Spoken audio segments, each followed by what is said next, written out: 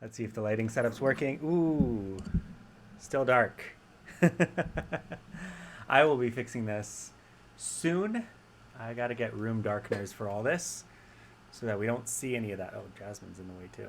Okay. Welcome, welcome, welcome to the stream. It's good to see everybody here. What's going on? Mobile live dashboard. Don't need that. Wondering if we can adjust these lights, if that will help. Nope, it won't.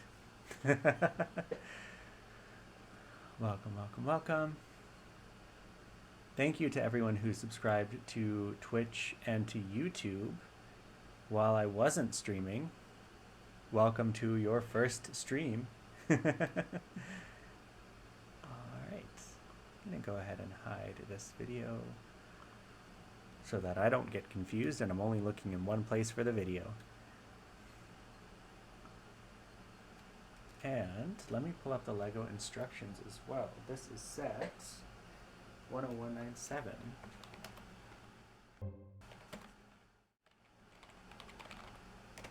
Oops.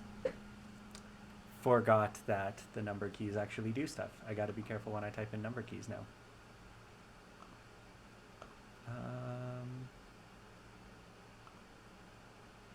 All right, book one. And let's just set up the build cam real quick and see if that's all pointing in the right direction.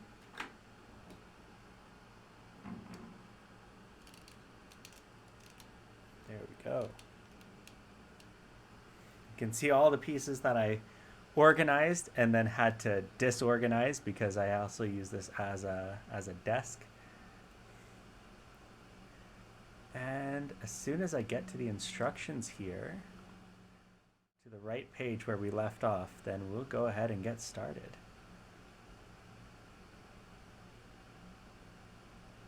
There. All right, so this is where we finished off last time with the truck, which we got right here. Negasonic, welcome back, welcome back, welcome back. It's time to put these bricks together. So this is what we got last time. Just the fire truck here. And then we also have the dog. Not a Dalmatian, but still a cool dog. And fireperson chef and fireperson with long hair. Welcome, William. Why isn't the chat box showing up is my next question. Is the chat box showing up for you guys? Because it is not showing up on the stream. Interesting. All right.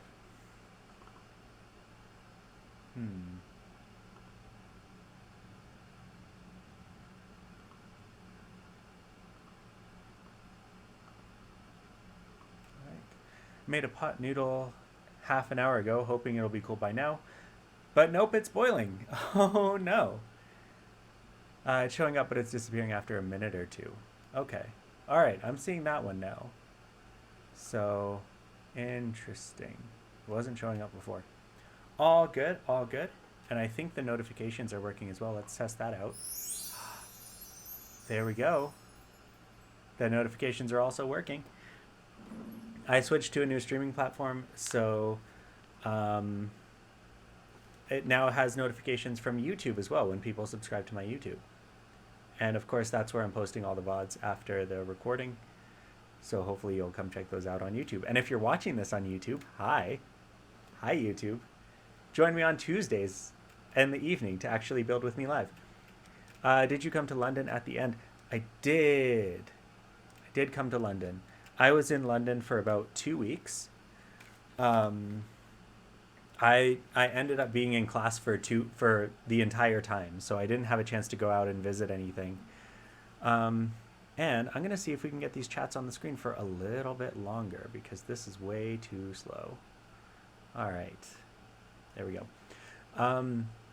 Finally managed to 100% Endor on Skywalker Saga. It took me about 2 weeks to do once the planet is just worse. What were you missing on Endor, Negasonic? Because I got through there fairly, not easily, but fairly quickly. I did have to look up like 1 or 2 walkthroughs just to make sure I was hitting the right stuff. But other than that, it was pretty easy. So I'm wondering what you got stuck on. And while you're typing that, let's go ahead and get started on this build, huh? I'm going to start with this. Oh gosh. I did not leave enough room in here to actually build. So for those of you who were here, or not here, but here for me in this room on TikTok on Saturday, I actually did a short live on TikTok where I organized all these pieces. So not only are the pieces here, but they're also in these little dice trays as well, just to make sure I have a little bit of everything. Just go ahead and get started on this. I'll have to lift it up until I have enough room to actually set it down.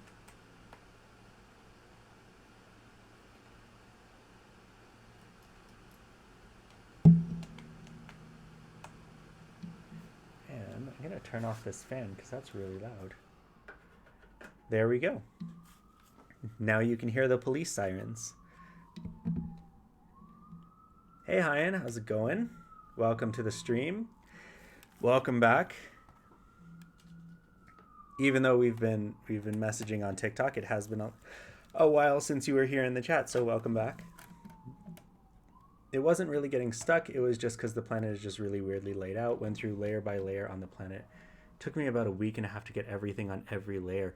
Oh yeah, and the tree houses. Yes, that was an absolute pain. What I had to do is I had to go through and get all the data cards so that I could track everything. And I think there's an accessibility feature that you can turn on where you can actually track like where bricks are and where missions are and stuff like that. So that's how I got through it, is just, you know, with as much help as possible. Yes, everything is so close, but the ramps and the staircases and the elevators and stuff make things extra confusing. All right, so this is going to be our base for the fire station. This is very interesting that they've used 2 base plates here. On the generation of modules, like the year after this one came out, they just used one 10-inch by 10-inch base plate. So it's interesting that they're using the 5-inch ones. Alrighty. Looks like we're gonna put a number down on here next. Let's see here. Oh, did I use the wrong? No, I didn't. I didn't use the wrong piece. Or did I? No, I didn't. All right. So we're just gonna throw a number 3 here. This is upside down, considering the instructions. Actually, I got this, so I don't have to use my mouse anymore. Let's see if this works. Nope. So I was building it right side up for you guys, but I'm gonna have to build it upside down in order to match the instructions so that I know what I'm doing.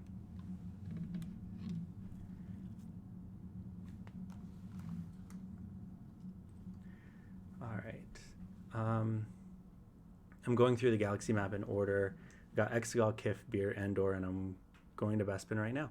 Very nice.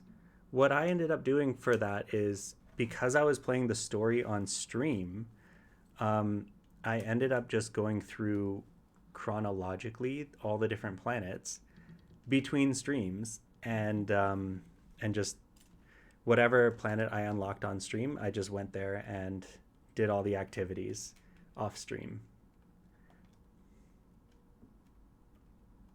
Okay. Coruscant, I had the most fun in Coruscant, doing all the different activities. There's a lot of, well, you'll find out, but there's a lot of really fun missions on Coruscant, and a lot of running around. I've been good. I've had my ups and downs a little bit. The school was really, really good. I definitely recommend it. I mean, not everyone can go. Thank you for the sub, though, my moderator. Thanks for the prime sub. Been subscribed for 4 months, and thank you for the 1 month streak. I can't ask for anything more than that because I haven't been here. But the school was really good. I learned a lot. I met a lot of really cool people, and like I said, I signed up for one course, and I loved it so much that I stayed for a second course, and just had a lot of fun in London in general. The school is right by King's Cross, which is a very nice area. I know it didn't used to be a very nice area, but it's really coming up. There's a lot of eco-friendly buildings there. The community there is really nice. And it's just like a lot of business people, like Facebook is there, Google is there. So it's all like a bunch of people my age hanging out and doing tech stuff. So it was really nice. Did I get to throw a milkshake at Boris Johnson before he left the office? No, I think I got there after he left office. I don't remember when exactly he left office, but I think I was too late for that. That was, yeah. I guess it's a cool way of getting my name. But the thing is that my name is cooler than Adil's name. Because my name means person who has wisdom. And I think I've done a pretty good job of living up to that name so far. Whereas Adil's name is dispenser of justice. And he's more of a pushover, I would say. He dispenses niceties more than justice.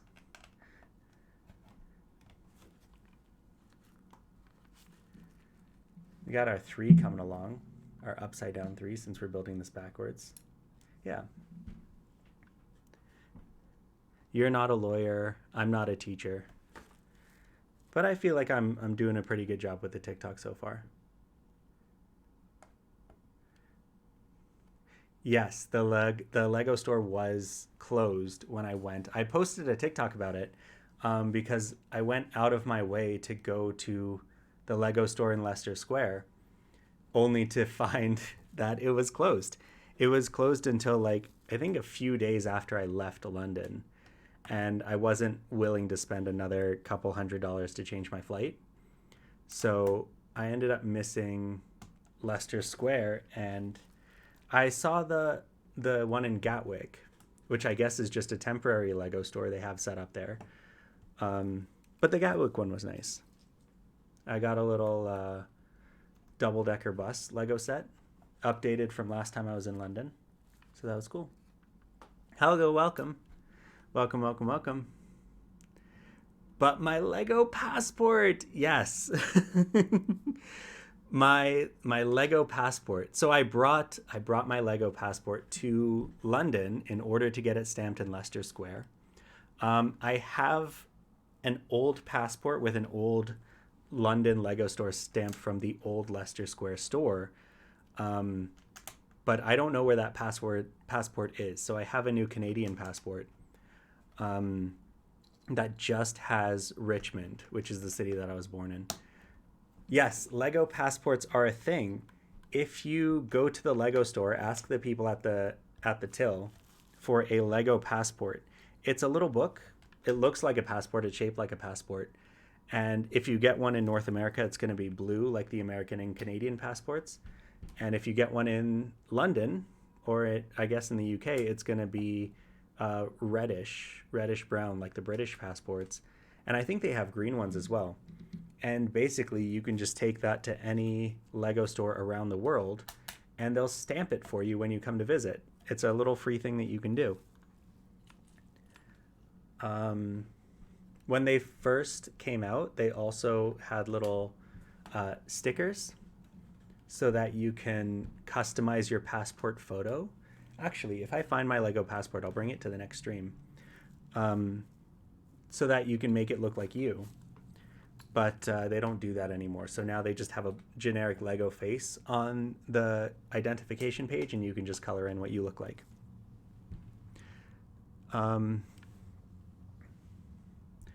They're back to really dark blue, almost black. Okay, so maybe the Lego ones might change as well. I'm not sure. Next time I'm in London, I will have to check that out. Is this the right piece? Yes, this is the right piece. But yeah, it's a free thing that you can do. And maybe they are. I don't know if there's a Lego store in Norway, but I'm assuming that they would be. That they would just match whatever country they're in, because they're not expensive to produce What was surprising was that at the Harry Potter Warner Brothers studio tour in London, they had passports there too for an activity, but those ones were American passport colored instead of, I guess, the dark black or the red one. Yeah, the inside pages are all the same. They're all light bluish with little Lego designs on the edges. And then obviously you get a different stamp depending on what Lego store you go to. And the stamps that they have right now are just a Lego brick, a 4-stud Lego brick with the name of the city. Some stores have multiple stamps that you can choose from. I think when it first started, my store had 5 different stamps that you could choose from, 5 or 6. But the main one that you're going to get is just the name of the city. Salmon red, salmon pink. Lego store sections, yeah. So you can ask them too, because one thing, I think it was Master Builder Alec on TikTok, he wanted to make a stamp for his Lego store as well, because he works at the Lego Discovery Center, and those have Lego stores in them, but they don't have passports. So he wanted to make a stamp for his Legoland Discovery Center. I wonder if Lego House has a stamp. That's what I was wondering too. I think Jamie, the brick educator, said that they do, but I have not seen them. And I didn't have my passport when I went to the Lego House, so I didn't even ask. Normally I'd go to that store after I've been to the Disney shop next to it, but that was shut down like a year ago. Oh, you too. Okay. So all the Disney stores in Canada got shut down about a year ago. So I guess all the UK ones got shut down too. And now I have to pay $75 of shipping for my free shipping order from Shop Disney. Because they've closed down all the Disney stores, so I can't get my Disney fix while I'm not in Florida. Well. Lego House has a store in there. Yes, it does. The Lego House, I need to go back to the Lego House with a bigger bag. Because last time I went there, I was carry-on only. And they have some really good exclusive sets at the Lego House. Welcome, little taters. Is there one in London? I didn't see a Disney store in London. I didn't look for a Disney store in London, but I just assumed that there wasn't one. Also, I was going to Disney right after I was in London, so I wasn't really paying attention to Disney stuff. But all right, time to put your brick separators in the chat. I've messed up for the first time of the evening.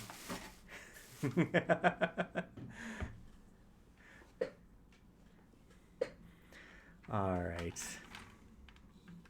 Brick separators in the chat, everyone. I messed up. Got caught up talking about Disney.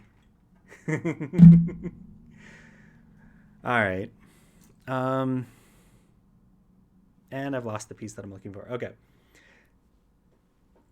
So yeah, my Disney fix. I love Disney. I'm wearing, let's see if we can, yay. I'm trying to remember which buttons are which on my button thing, but I'm wearing my Star Wars shirt, Spirit jersey, the same one that I made the video about, and it's got a bunch of Star Wars toys on the back. I don't know if you can see that. But that one was on sale actually. It was on sale on Disney.com. It went on sale as soon as I left actual Disney, so I did have to pay for shipping. But it's a cool one. The Lego store is on Oxford Street. Okay. I will have to look at that next time. I think on the sign, on the construction sign when I went to the Leicester Square Lego store, it did have 2 other locations listed, but I was on my way to meet up with somebody, so I didn't actually go and try to figure out where those were. I thought it was going to be like a quick stop in, like in and out, get the passport stamped, keep going on with my life, but it did not work. Did not work out. But that's okay. Now here I'm running into some issues because I think I've lost some pieces.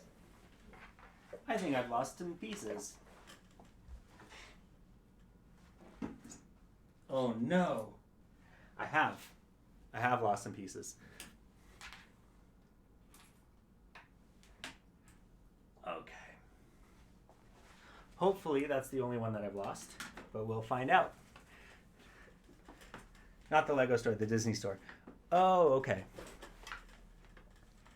Little Taters, I can't stay and hang because I'm making dinner with my kiddos. How long do you think you'll be live? I'm only going to be live for like maybe 2 hours until I get to a good stopping point on this build, which, because there's no numbered bags, we know that's not gonna happen. Yeah. I wonder where on Oxford Street. So yeah, obviously go make dinner with your kids. Do that. That's a good activity to do. And don't worry too much about missing the stream. I'll still be here, hopefully, when you get back. Yeah, so I ended up, after leaving the Lego store, I ended up walking up Oxford Street to, where's that real artsy fartsy area by the river?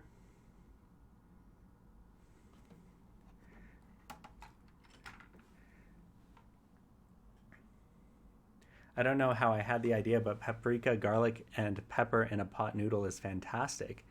That does sound fantastic. That also sounds like a recipe from Disney's Dreamlight Valley. 352 Oxford Street. So it's a big one.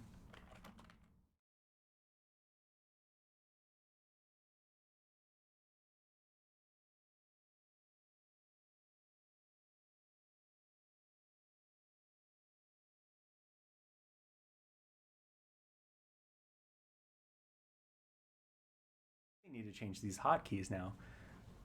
So this is me being in Canada. It auto-filled to London, Ontario. No, I don't want to go London.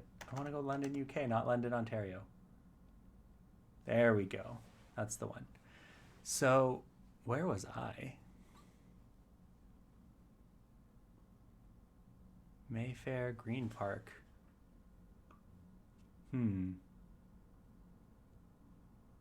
Okay, so here's Leicester Square. Oh, that's Oxford Street. Okay, I did not go up Oxford Street. I did not go up Oxford Street at all. I went up a different street. I did press a button. Um, I went up. What street did I go up? Because I walked up one street all the way to Camden Town. That's where I ended up going. So it must have been Hampstead Street. Okay. So I walked from Leicester Square all the way up Hampstead Street to Camden Town. And we went to the Camden Market. It was nice. For all the one people who are in London right now who are watching from London, Camden Market is really nice. Very crowded. So if you don't like people, obviously don't go, but it's nice.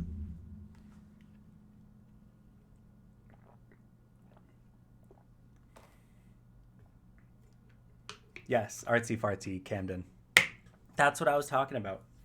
The area like Camden here in Calgary is called Kensington. Oh, nice. I gotta be honest, I have not caught up on Doctor Who. I think I've talked about this before. Um, I've not caught up on Doctor Who. So it's gonna be a while before I see what they filmed there. But it's good to know. I'll be able to do the Leonardo DiCaprio meme when I see it.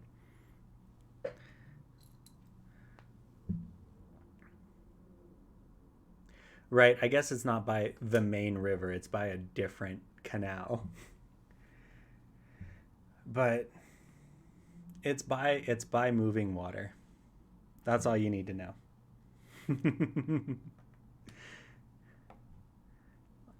Alrighty. Where's these light gray tiles? David Tennant, Catherine Tate, and Bernard Cribbins.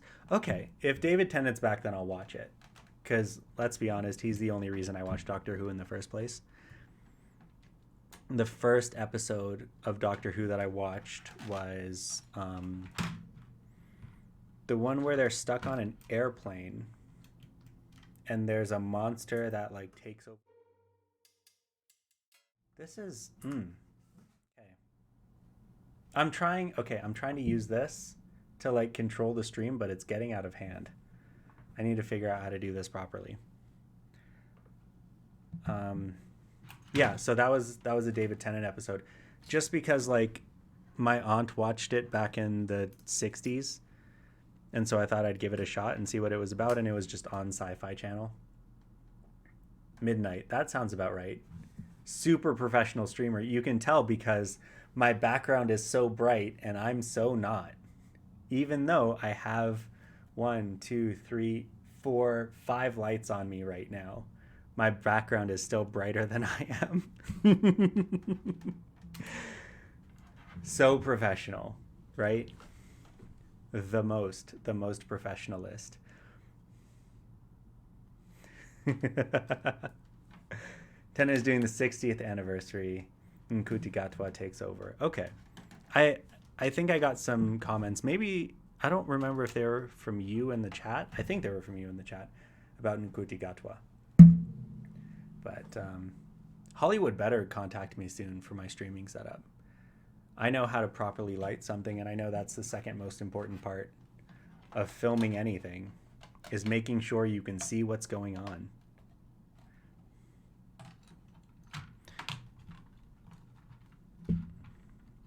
Which is why I'm building in front of the camera like this. And definitely not taking it off to the side so I can push the piece down on a flat surface. Yeah, I think it was from you. We were talking about it earlier. But, you know, the Disney fans have something to be mad about. The Doctor Who fans have something to be mad about.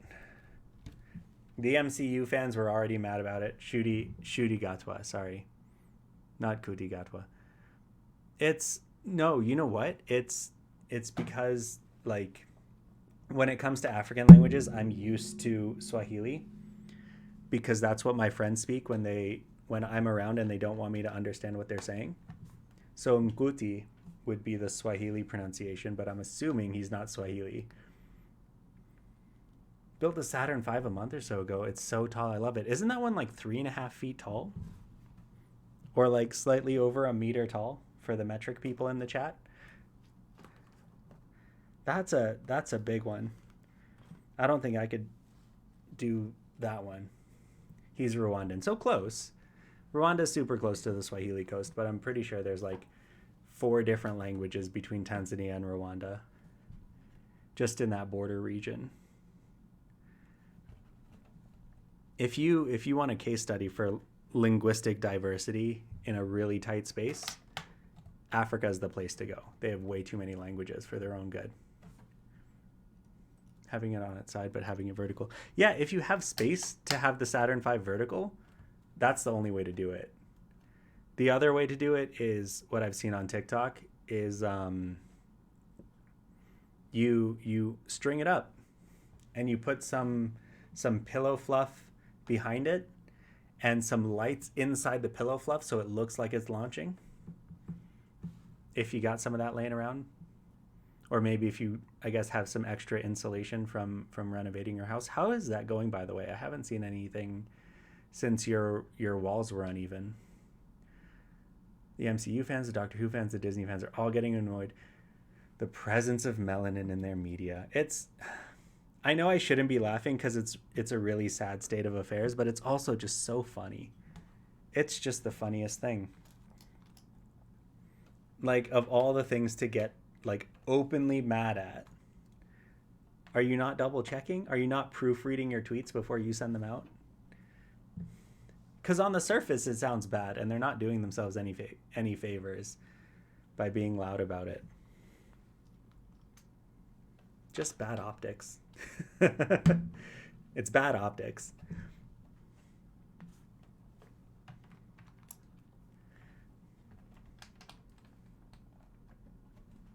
I've been working on it some.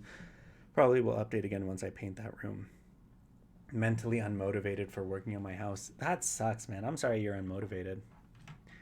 But you did start a second TikTok account, which, although I will admit that's not the most productive thing to do with one's time, coming from the person that has 2 TikTok accounts, it means that you still have motivation for something. So that's good. The house is not a lost cause. Sorry, I hit the microphone. The house is not a lost cause yet. You still have motivation in there somewhere. Yeah, like all of the things to get so pissy about and to be so vocal about melanin. The second account is so much less stressful. Yep. I feel you. I have a second account as well that I'm not telling any of you about. It's not hard to find, but I'm still not telling you. And it's a lot less stressful. It's a lot more fun to just relax and not have to worry about content and being alert. Because I haven't talked about it before just now. That's why. I don't think Hyen's, you haven't posted about your account publicly. I know you messaged me privately, but I don't think you've talked about it publicly.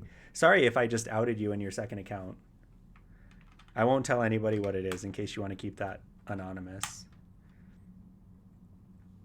But maybe I'm used to hearing about these things from my students, so I just assume that everybody has a second account.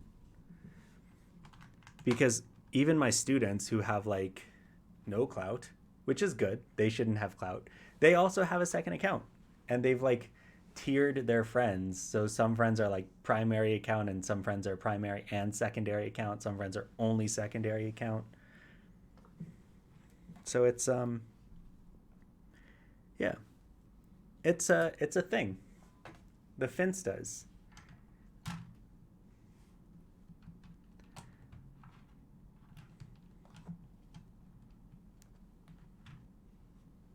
And I think my second account only has 2 followers, one of which is me, so that I can send myself stuff that I want to talk about on the second account. And the other one is just some random robot, because it's TikTok and you're going to get a robot follower eventually. I'm motivating myself to work on things that help me pay the bills. Yeah, me too. Yeah, I'm that's my main concern right now is being able to pay bills.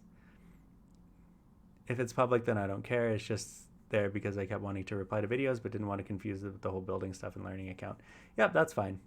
That's totally fine. I'll worry about a second account when I hit 1,000, which will be never. I don't know, man.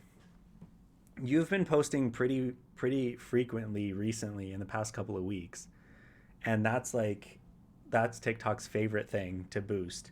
So yeah, it's only a matter of time to hit the 1,000. Also, I got a mug. That's the back of it. I've got a mug. It's got me on it. It's got a little brick heads up kill. Coming soon. Watch your social medias.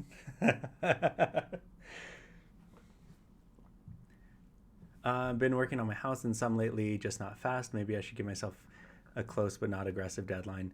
Yeah, if you want to give yourself a deadline, that could be helpful. Um, what I found works, and this may not work for you, but it works for me, is giving yourself really, really, really tiny deadlines.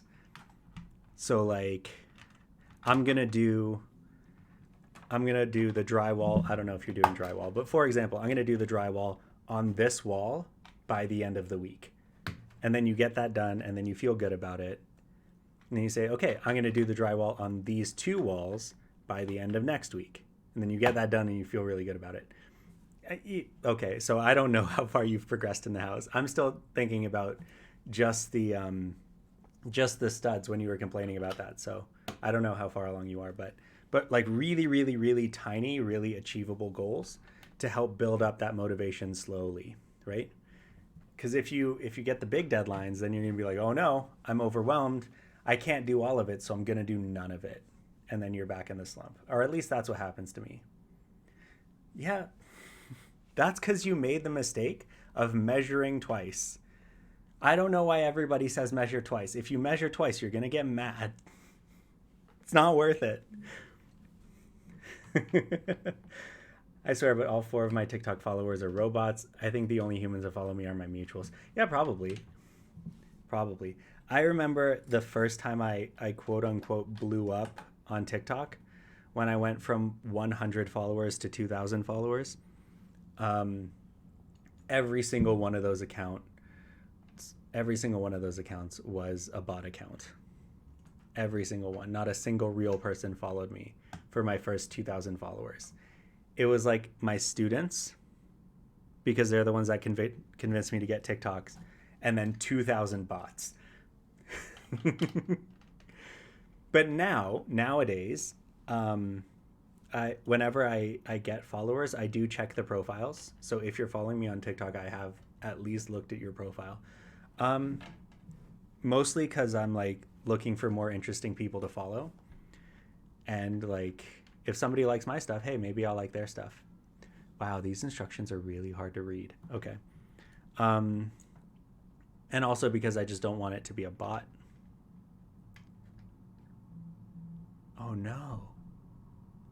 Oh no. Is this? No. Hold on. Hold on. Hold on. Hold on. Hold on. Half my followers are deleted accounts or bots. Yeah. What's the incentive to have a bot that follows random people? There's a few different reasons, but I'm confused by this Lego set. So give me 1 second and I will explain. Because this is what we're looking at right now, where we have the tan. I don't know if you can see my cursor. We have the tan. Then we have 1, 2, 3, 4, 5, 6, 7, 8. Then across 1, 2. And then this one should be up against this. Okay, I see what I did wrong. I forgot this entire yellow stripe. Back to building. Elite Melee, you came in at the wrong time. I have done one of my classic not paying attention to the build blunders, where I usually get brick separators in the chat when I mess up like that.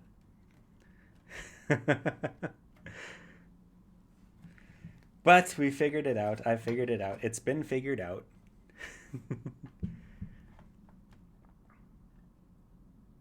Oh, that's so nice. Um, yes, everyone go follow everyone that's here in the chat on TikTok. They're all good people. I can vouch for them.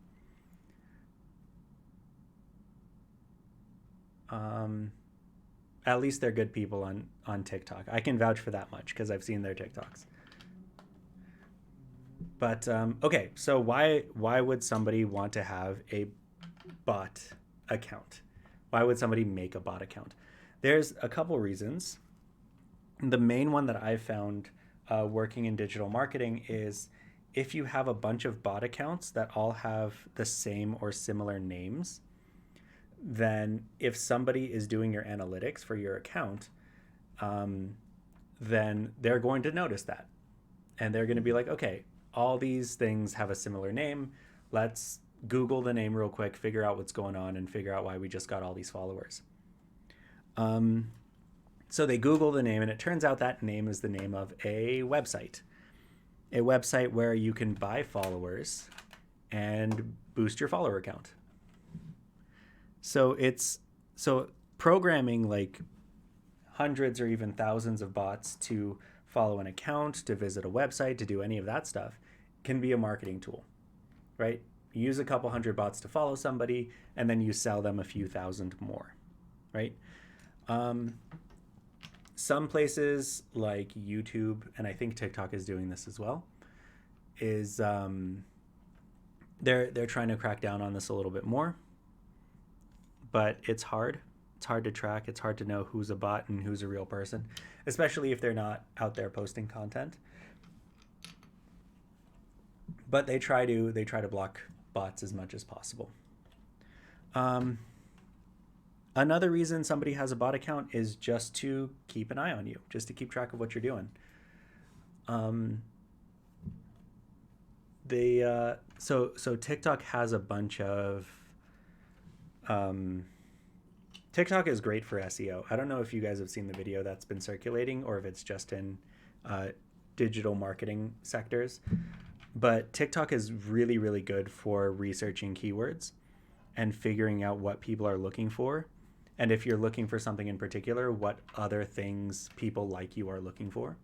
So if you're popping off on TikTok, if you have like a viral video that a lot of people are liking very, very quickly, then somebody might send their bots after you, grab your keywords, grab a transcript of your content, grab whatever filters and videos that you're using, stick that all together, and then start selling that to people and be like, this is what these people like. They'll usually aggregate it and like wipe your name from it and stuff. So they'll just say, this is what super viral TikTokers are doing. This is what super viral TikTokers are saying. And if you pay us, then we will make sure that you do the same. We'll make sure that you do what they're doing and therefore get the same recognition that they're getting. That's, in my experience, what bot followers are good for.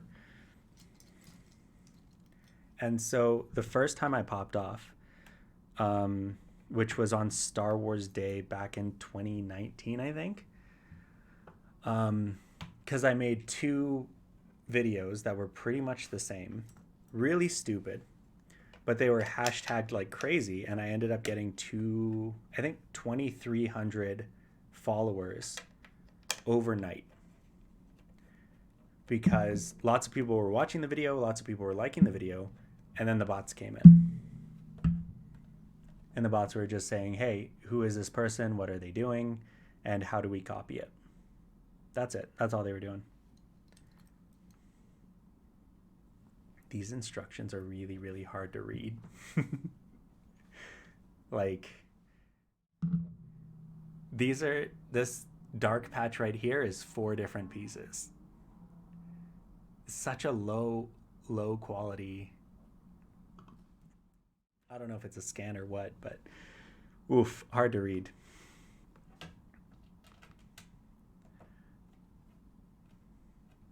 Would have been the same on Twitter, but I had an account, then locked myself out, then add an initial. You can go through and ask Twitter to get your old username revoked from your old account, because I'm assuming you haven't been posting there in a while since you lost the password. And then you can just take it. You can say, hey, this user has not posted anything, and you should get rid of their username. And then once they do, then you can just take their username. And by there, I mean your username. Would have been the same thing on Twitter, but I had an account, then locked myself out. Had to initial anonymize the data and then sell it. 2019, before the dark times, before the lockdowns. Oh, you're Bricks and Bionicles. Oh, awesome. Awesome. Welcome. I am glad you made it to the stream. It's, since we're talking about consistent usernames. Welcome, Bricks and Bionicles. For those who know, Bricks and Bionicles is deep into the lore of Bionicle. If you ever see their videos on TikTok, definitely check them out. It is when I collected Bionicle, I would have considered myself hardcore into the lore because I saw all the movies, I read all the comics and stuff. But Bricks and Bionicles, or Elite Melee in this chat, is just a fountain of knowledge when it comes to that. And yes, I haven't forgotten about what I said on Saturday. I just haven't been to my Bionicle collection to dig through it and see what all I have in there.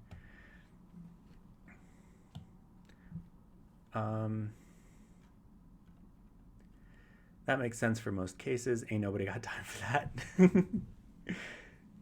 Did I mention I got booked for 2 scoring projects, 1 TV pilot with Nikhil Clayton, and the short film? You told me about the Nikhil one. And a short film that I'm starting to work on when we get off here. Fantastic. That is amazing. Let's throw some W's in the chat for Negasonic. If you haven't checked out Negasonic's YouTube already, I know we talked about it in the last stream, but it's some pretty amazing stuff. My Insta and Twitter username are something to the effect of Alex Rooney Music. Yep, your YouTube is also Alex Rooney Music. I think there was a bunch of new fan-made Bionicle sets. Ooh, those would be worth checking out. I wouldn't say I'm an expert as always. Did I say expert? I meant fountain of knowledge. You know a lot of stuff.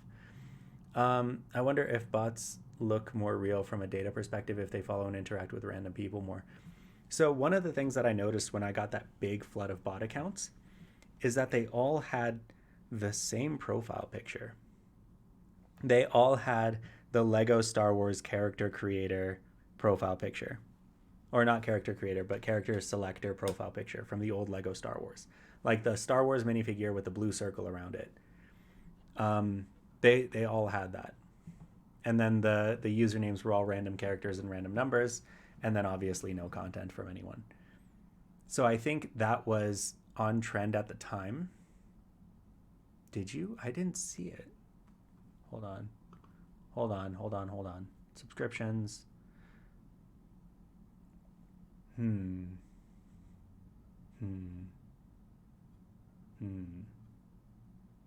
Alex Rooney. Do you mind if we listen to this on stream? Can we listen to it on stream? I'm gonna try it. Wait, I'm gonna get your permission first. User 69 420 69 69 69. No, see, even if I saw something like that, I would be like, okay, that's a person trying to be funny. But like you know what I mean, like first name bunch of numbers. The weirdest thing is that TikTok, when you create an account, TikTok automatically assigns you user number.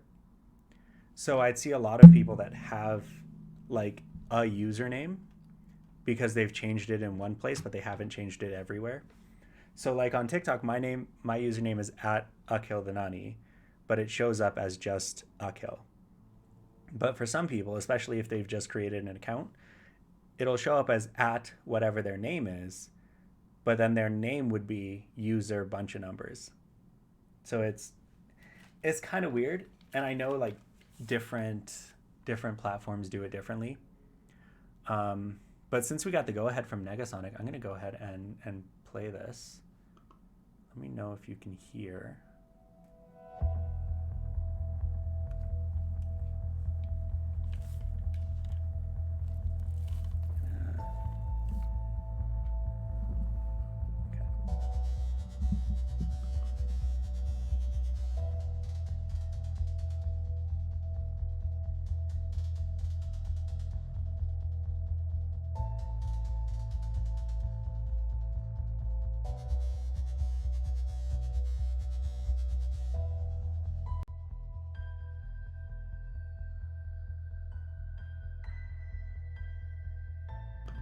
Sorry, I was just throwing Alex's music into my headphones so that I can listen to it without it conflicting with what you guys are hearing.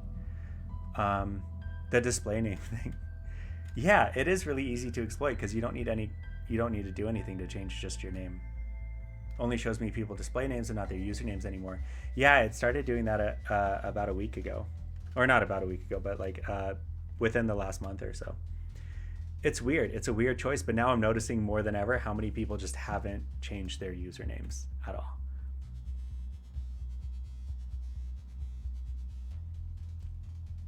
I hope you guys are watching this stream with headphones because this is like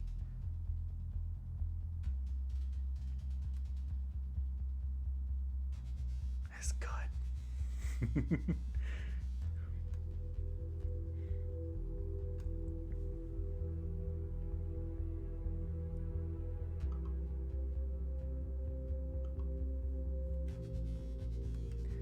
Yeah, the TikTok UI is changing constantly. The new feature. What is the new feature that they just added? Um, it was the now. Have you guys seen the now? This is okay. This.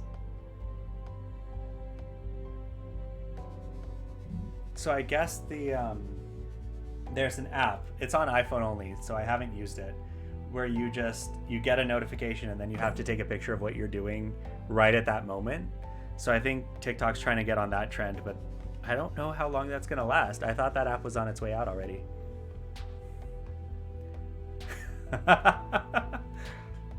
Sorry, that was loud.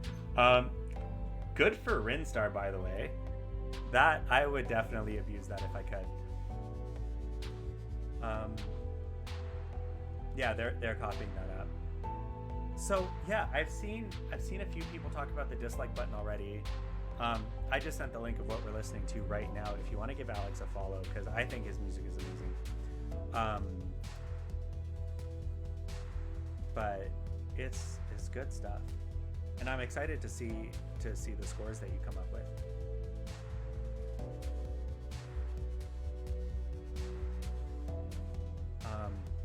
Yeah, I don't have the thumbs down on my account.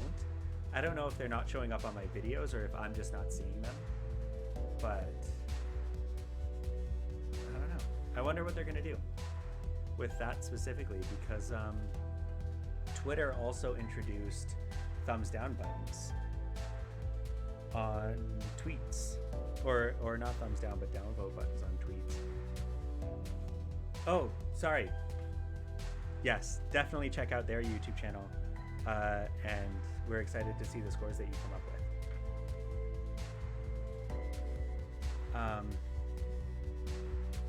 Sorry, I should have just clarified.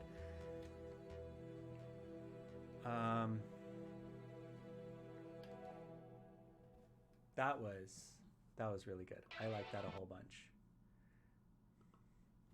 Thank you for sharing that and allowing me to play that on stream. Please do not TOS this video when it comes out, or have Nikhil and his production company copyright claim your music. Just want to say they have a dislike number and not YouTube. They have a and not YouTube. I'm not sure what you mean by that. Because on YouTube they have a dislike button, but they took the number off. And because they took the number off, the extension that a bunch of YouTubers had that showed the ratio of likes to dislikes, that's gone too. Yes, YouTube got rid of the number. So you can still dislike it, but only the user will know how much people have disliked it. Actually, I'm wondering how much the person would actually know if they disliked it. I'm going to go into my YouTube real quick. Threw it together in 4 days. Okay. All right. No need to show off. TikTok has a dislike number, right? Does it have a dislike number? Like I said, I haven't seen it, so I don't know. But I'm looking at, okay. So not to brag or anything, but on YouTube, it shows you a ratio. So let's share the screen again. These are my YouTube videos. These are my analytics. I'm not making any money, so I'm not showing anything off. But I can see I got 9 likes on a video, but only 81%. So I probably got 1 dislike. 97% likes, 47 likes. So I don't see a number next to the comments. So it might just be letting the user know. Or it could be like Twitter, because I don't think Twitter tells anyone when you downvote a tweet. I think it just changes the tweet in the algorithm. Because you can only downvote, I'm going to take these off. You can only downvote replies to tweets on Twitter. And Twitter, I don't know how they decide what replies show up first. I think it used to be chronological, but now it's not. So now they have a downvote feature. So if you don't like a reply to something, you can just get rid of it, I guess. Or make it appear lower in the algorithm. But yeah, that's on TikTok. I'm surprised that they implemented a downvote for comments, because their comment section is so messed up. Like, TikTok comments are the worst as far as like layout and usability is concerned. They don't show up in the right order. They're not nested properly. They're impossible to read if you click on the wrong one. They're just not good. They're just not good.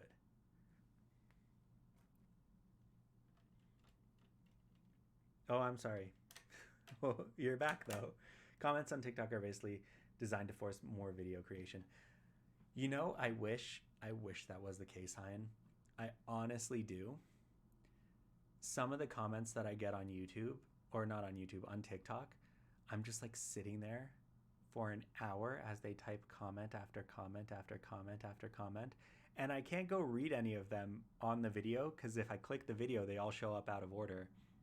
And I'm just like, just make a video. Instead of typing 10 comments on my video, which no one's going to read because nobody can read them because they're out of order, just make a video.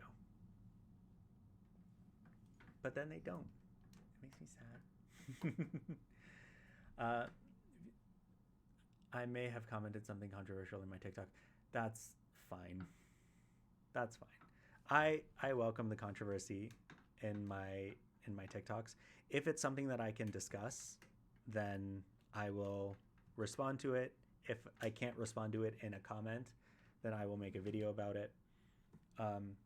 But if it's something that I don't know anything about or can't comment on, I'll just like it and move on. Read it, like it, and move on.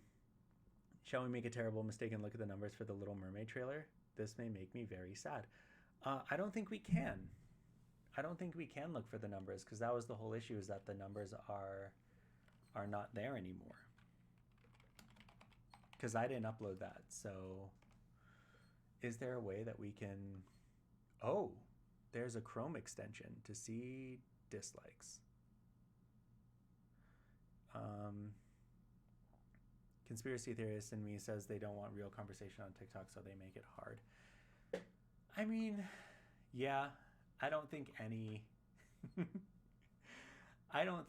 any social media wants real, actual discussions. They want information disseminated as quickly and as easily as possible. Because if you have a real discussion, it drives people off the platform. All right, let's see. Little Mermaid trailer. The official one from Walt Disney Studios. Oh no.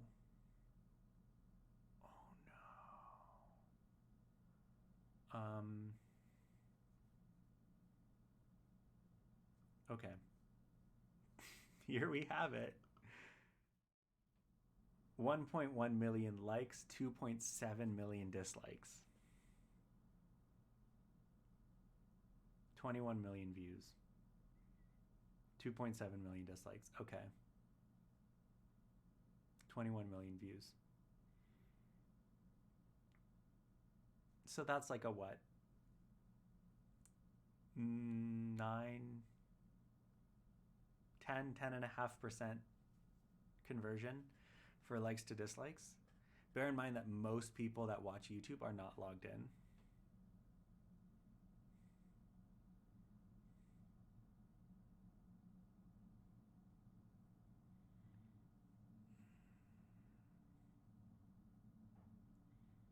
Never figured out how to reply to it with a video without it being an unclickable link. That's something that TikTok has recently changed as well. Is that the they changed how the stitches are formatted in the caption.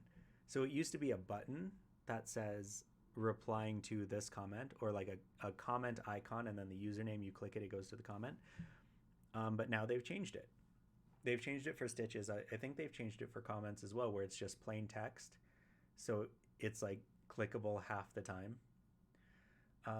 Timing is bad. It's making me big sad. I want to make a video asking how much it matters at all if women choose not to join a profession or do a hobby. I think it depends on how you phrase it, right? If your emphasis is on pressures inside that hobby or profession, inside that industry, pushing women away, I think people might misconstrue your message there. But if your emphasis is on the individual choice of people to do hobbies that they want, regardless of sort of equality or representation, then I think that's sort of a better angle to take, in my opinion.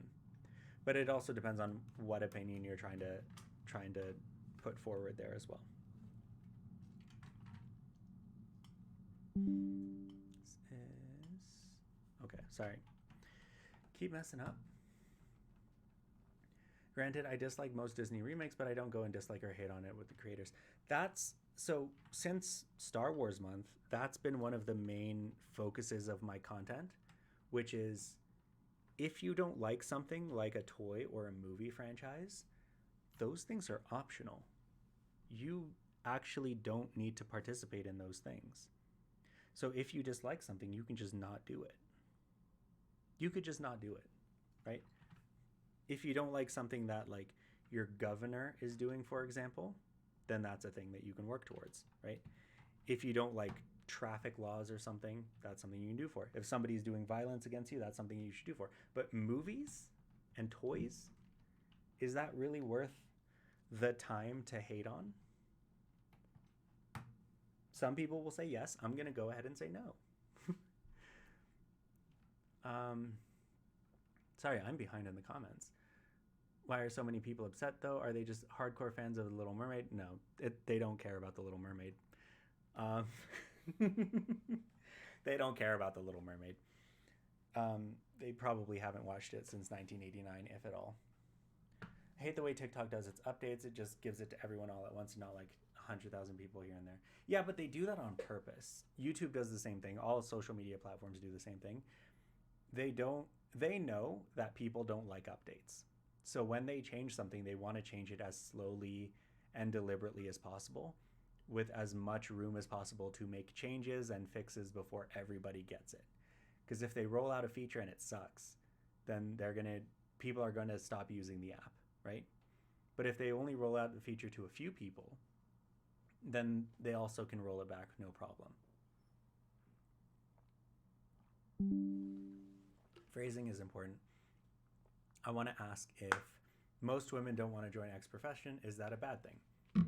Like, as long as we're not actively discouraging them from doing said profession, doesn't matter if it's 95% men. Yes.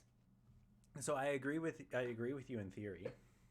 Not to derail the video that you want to make, because I think you should still make it. I agree with you in theory, but if there's an industry or a hobby that is 95% men, is there a reason for that?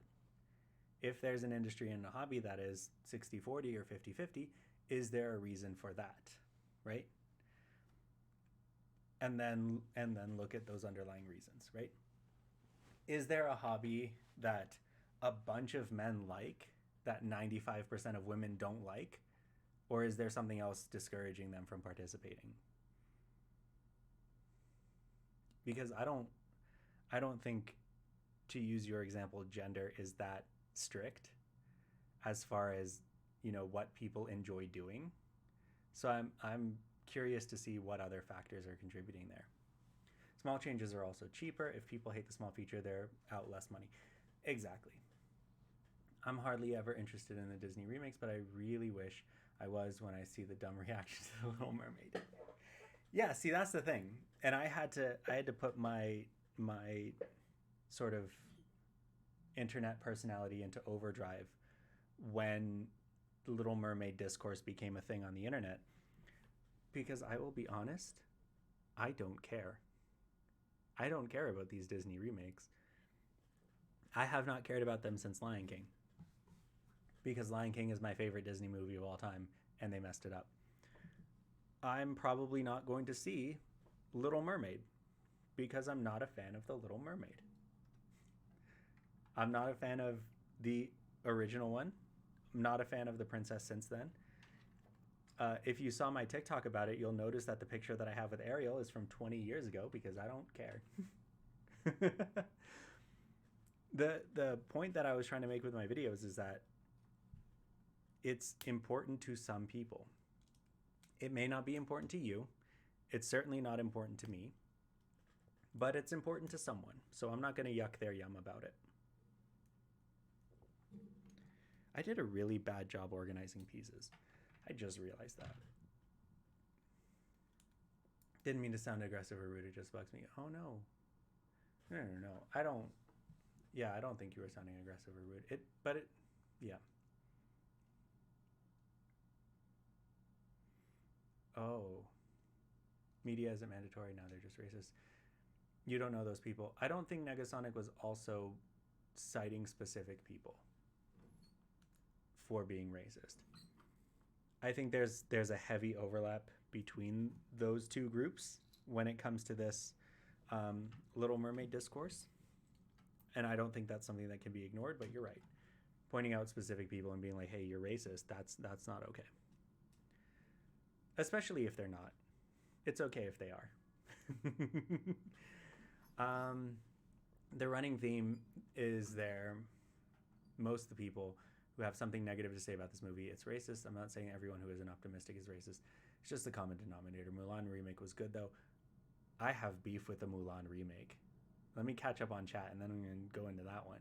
Sometimes there's a reason maybe some groups of people just don't care about it. I get the feeling that Disney's making those changes so people talk about the movie rather than push representation. I agree with you on that one.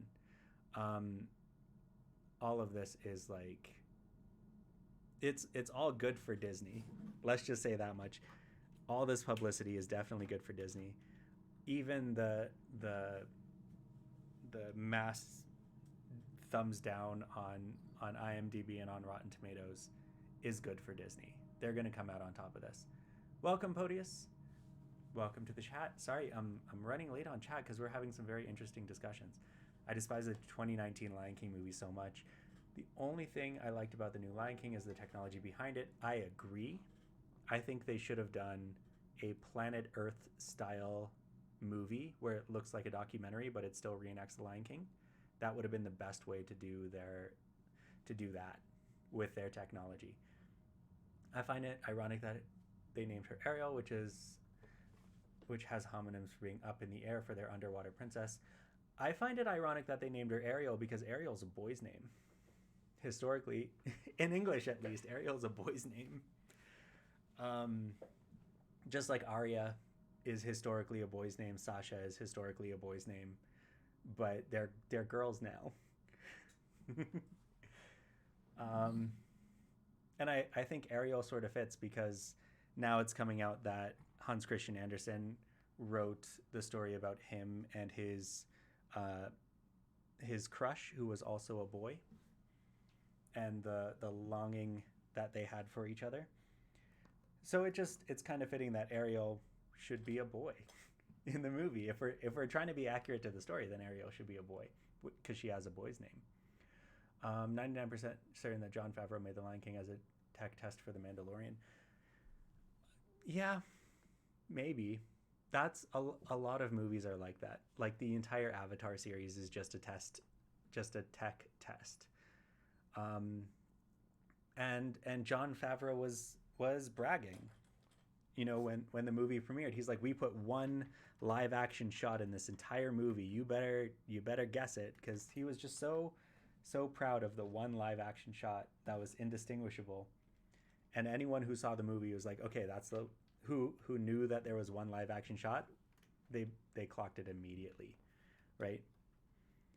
This is the one live action shot in this CGI movie. We found it. Mission accomplished. That's not the right piece. Little Mermaid is half the reason I don't ask that question on TikTok. Right. So you're probably right about the timing. Wait a little bit. I think it's a good question. I think he can fuel some good discussion. Just wait for the toxicity to die down a little bit and then ask it later. Let's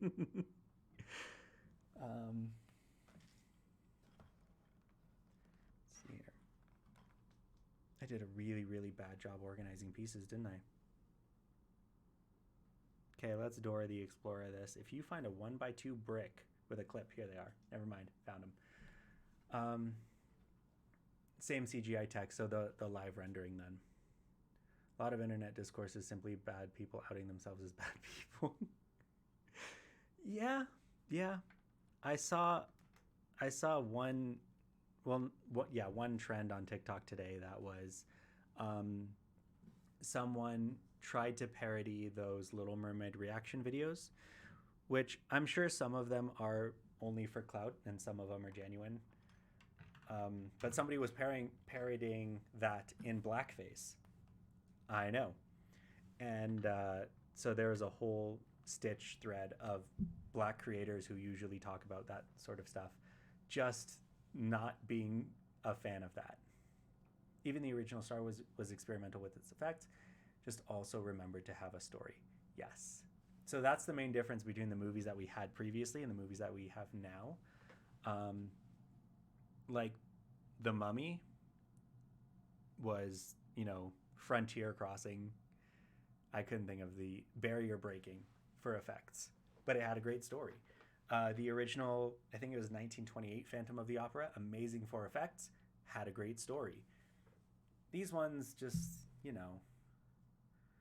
I'll turn the volume up a little bit. How's that? Is that better for the volume? The video is just lots of yikes. Oh no, yikes on bikes. Correct. That was a bad take. Spider-Verse was amazing animation, but it was also good. Yeah, that's a great example of that as well. Whereas Lion King and Lady and the Tramp and Jungle Book, for example, because the story's already been told, it's like it's a vehicle for the technology, right? Mm-hmm. So the interesting thing about the Star Wars, the sequels, is the practical lighting. So even I forget which it is, but was it Ghost Rider? I feel like it was Ghost Rider. There was a movie or a TV show that had a flaming horse in it, and so they just had a horse covered in LEDs so that it would properly light the scene. Because I think the Star Wars sequels demonstrated for audiences and for filmmakers just how important practical lighting is. when you're doing CGI. And I made a video about that on TikTok as well. Yeah. All right, cool. I think I turned it down when we were listening to Alex's music. So yeah, Mulan. I'm not a fan of the Mulan remake because one, they got rid of Mushu. They got rid of dragons in general. Now, I'm not like an expert on Chinese history or symbolism. I just think dragons are cool, so I'm a little bit disappointed that they took out the one dragon. Phoenixes are all right, but not as cool. But my main issue with Mulan is that they changed the moral of the story in the live action remake. And I'm not sure if you guys noticed this, or I'm sure you did, but like I said in yesterday's video, sometimes we don't notice things for their specificity. We just notice them in general. I'm sorry about your Wi-Fi. But the Mulan remake changed the moral of the story. Because what we see in the original Mulan is, yeah, put it off as long as possible. It's not good. Also, for religious solidarity reasons, I don't want to support it, but it's also, I don't think it's a good movie.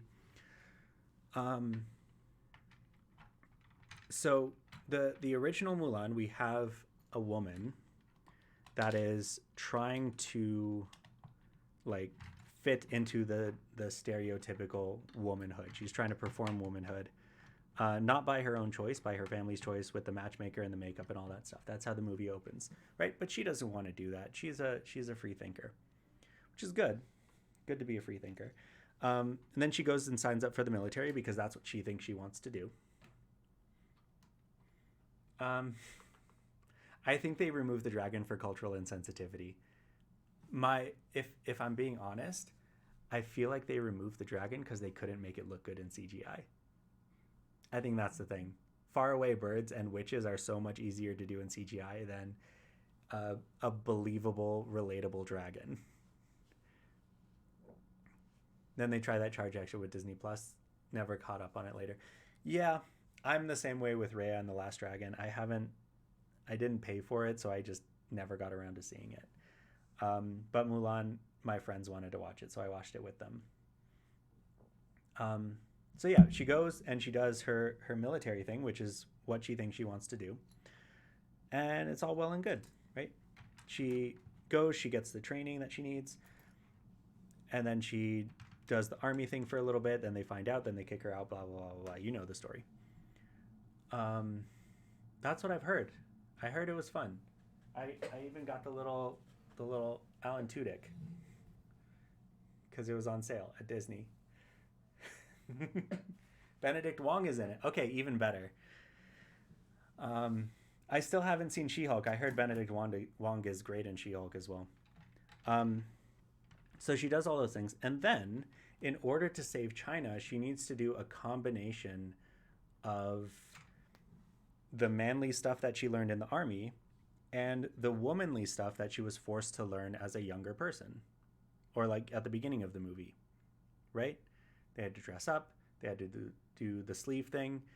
They all climbed the pillar the way that she climbed the pillar because like she was thinking differently from the other men that she was around. So it was a combination of these masculine traits and these feminine traits that saved China at the end of Mulan. Hydration check. All right, let's get some hydration. Thank you.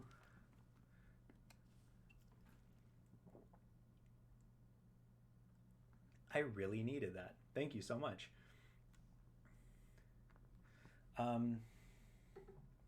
But in the live action movie, they added in this element of magic, which they called chi. I don't think, thank you for the posture check as well. They called it chi in the movie. I don't think it's accurate to any chi related beliefs from actual China, but I cannot confirm or deny. But the caveat that they had for the chi in the live action movie was that only men have it. Only men have it. So and then obviously the plot twist is, ooh, Mulan has it too. So it's just men and Mulan, right? So then, in order to save China, instead of combining masculine traits and feminine traits, she ends up giving up her feminine traits, her internal feminine traits, because obviously she takes off her armor and she lets down her hair, which is a bad idea when you're in the middle of a battle. So she looks like a woman, but she acts entirely like a man in order to save China, which is a completely different message, right? The original movie was embrace your femininity, embrace your masculinity in order to save China, right? It's the best of both worlds. But in the live action movie, it's embrace your femininity on a surface level only. Look like a pretty girl, but if you want to succeed, you need to act like a man. They made a man out of her for the live action movie. They took out the song, but they made a man out of her anyway. Maybe that's a little bit too on the nose then. But that's why I'm not a fan of the Mulan remake.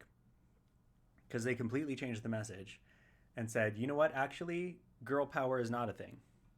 Don't be a strong female protagonist. Not allowed.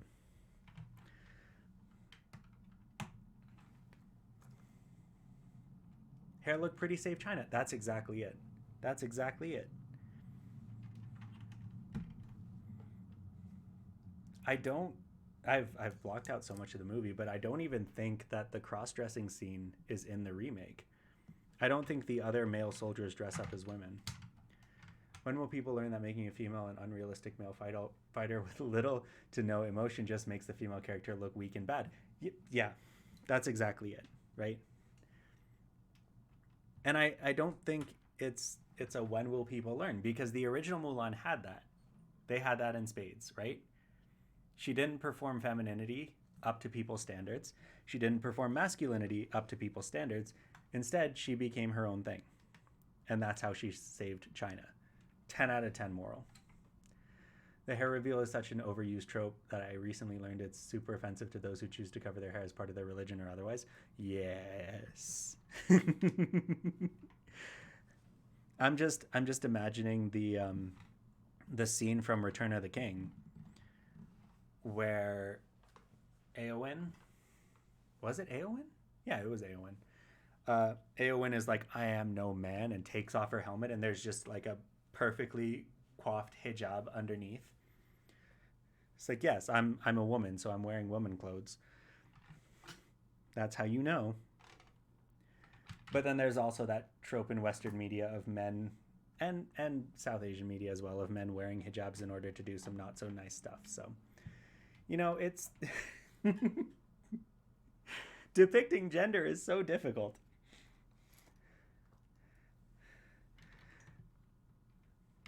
A female that acts like a female is more realistic than a killing machine. Right. Unless, like, Hannah comes to mind. I don't know if you guys have seen Hannah. It's got the guy from Inside Man in it, whose name I forget. I think it's the guy from Inside Man is the guy, Bana. It's got Eric Bana in it. And he just raises his daughter in the woods to be like this cold, calculating killing machine, like Born Identity style. It's not a good movie. Like, the choreography is good, the fight choreography is good, the camera work is good, but the story is just ugh. Gender in general is difficult, hence why I deleted that in my character customization menu. There you go. It's, yeah. But the people who are anti-gender diversity, I'm going to get canceled for saying this. The people who are anti-gender diversity also kind of have a point, right? We expect so much from gender. It's so ingrained in our lives that as soon as somebody tries to break out of the box, it's difficult, right? It's difficult when you're raised in a certain standard to accept that sort of thing, right? So exactly what Alex said. Gender, no thank you. No thank you. Let's abolish gender. Then we don't have to worry about accurate protections. Clive Owen. No, Clive Owen is the one from Inside Man. I was thinking of Eric Bana, who looks like Walmart brand Clive Owen. Or for the British viewers, Primark brand Clive Owen. uh, can you make such a change in just a few years? That takes centuries. Yep, you cannot. You cannot. Definitely not. It's a good idea, and this is one of those, like, every time I post a slightly political take on TikTok, I get a bunch of comments like these, which is, we can't possibly fix the problem, so let's not try, right? So I think it falls into that mentality. I got into a mess in a comment section about the fossil fuel industry because a lot of people thought I was taking a defeatist attitude, because somebody was like, "Oh, we should just kill the fossil fuel industry," and like, that doesn't matter. Like, if you kill the fossil, no one's going to let you kill the fossil fuel industry, for example, because it's so ingrained in everybody's life. Like, we all rely on it every single day, that you can't just kill the industry, right? We need to come up with something that meets the demand, right? Gender, as dumb and complicated as it is, serves a function in society. So we cannot get rid of gender until we have something that can replace it, because there will still be, as stupid as this sounds, there will still be a demand for gender. Just like there is a demand for race. Not racism particularly, but race. Yeah, stopping fossil fuels tomorrow would cause us to be in the dark ages. We need something to replace it at scale. Not just something to replace it, but something to replace it at scale.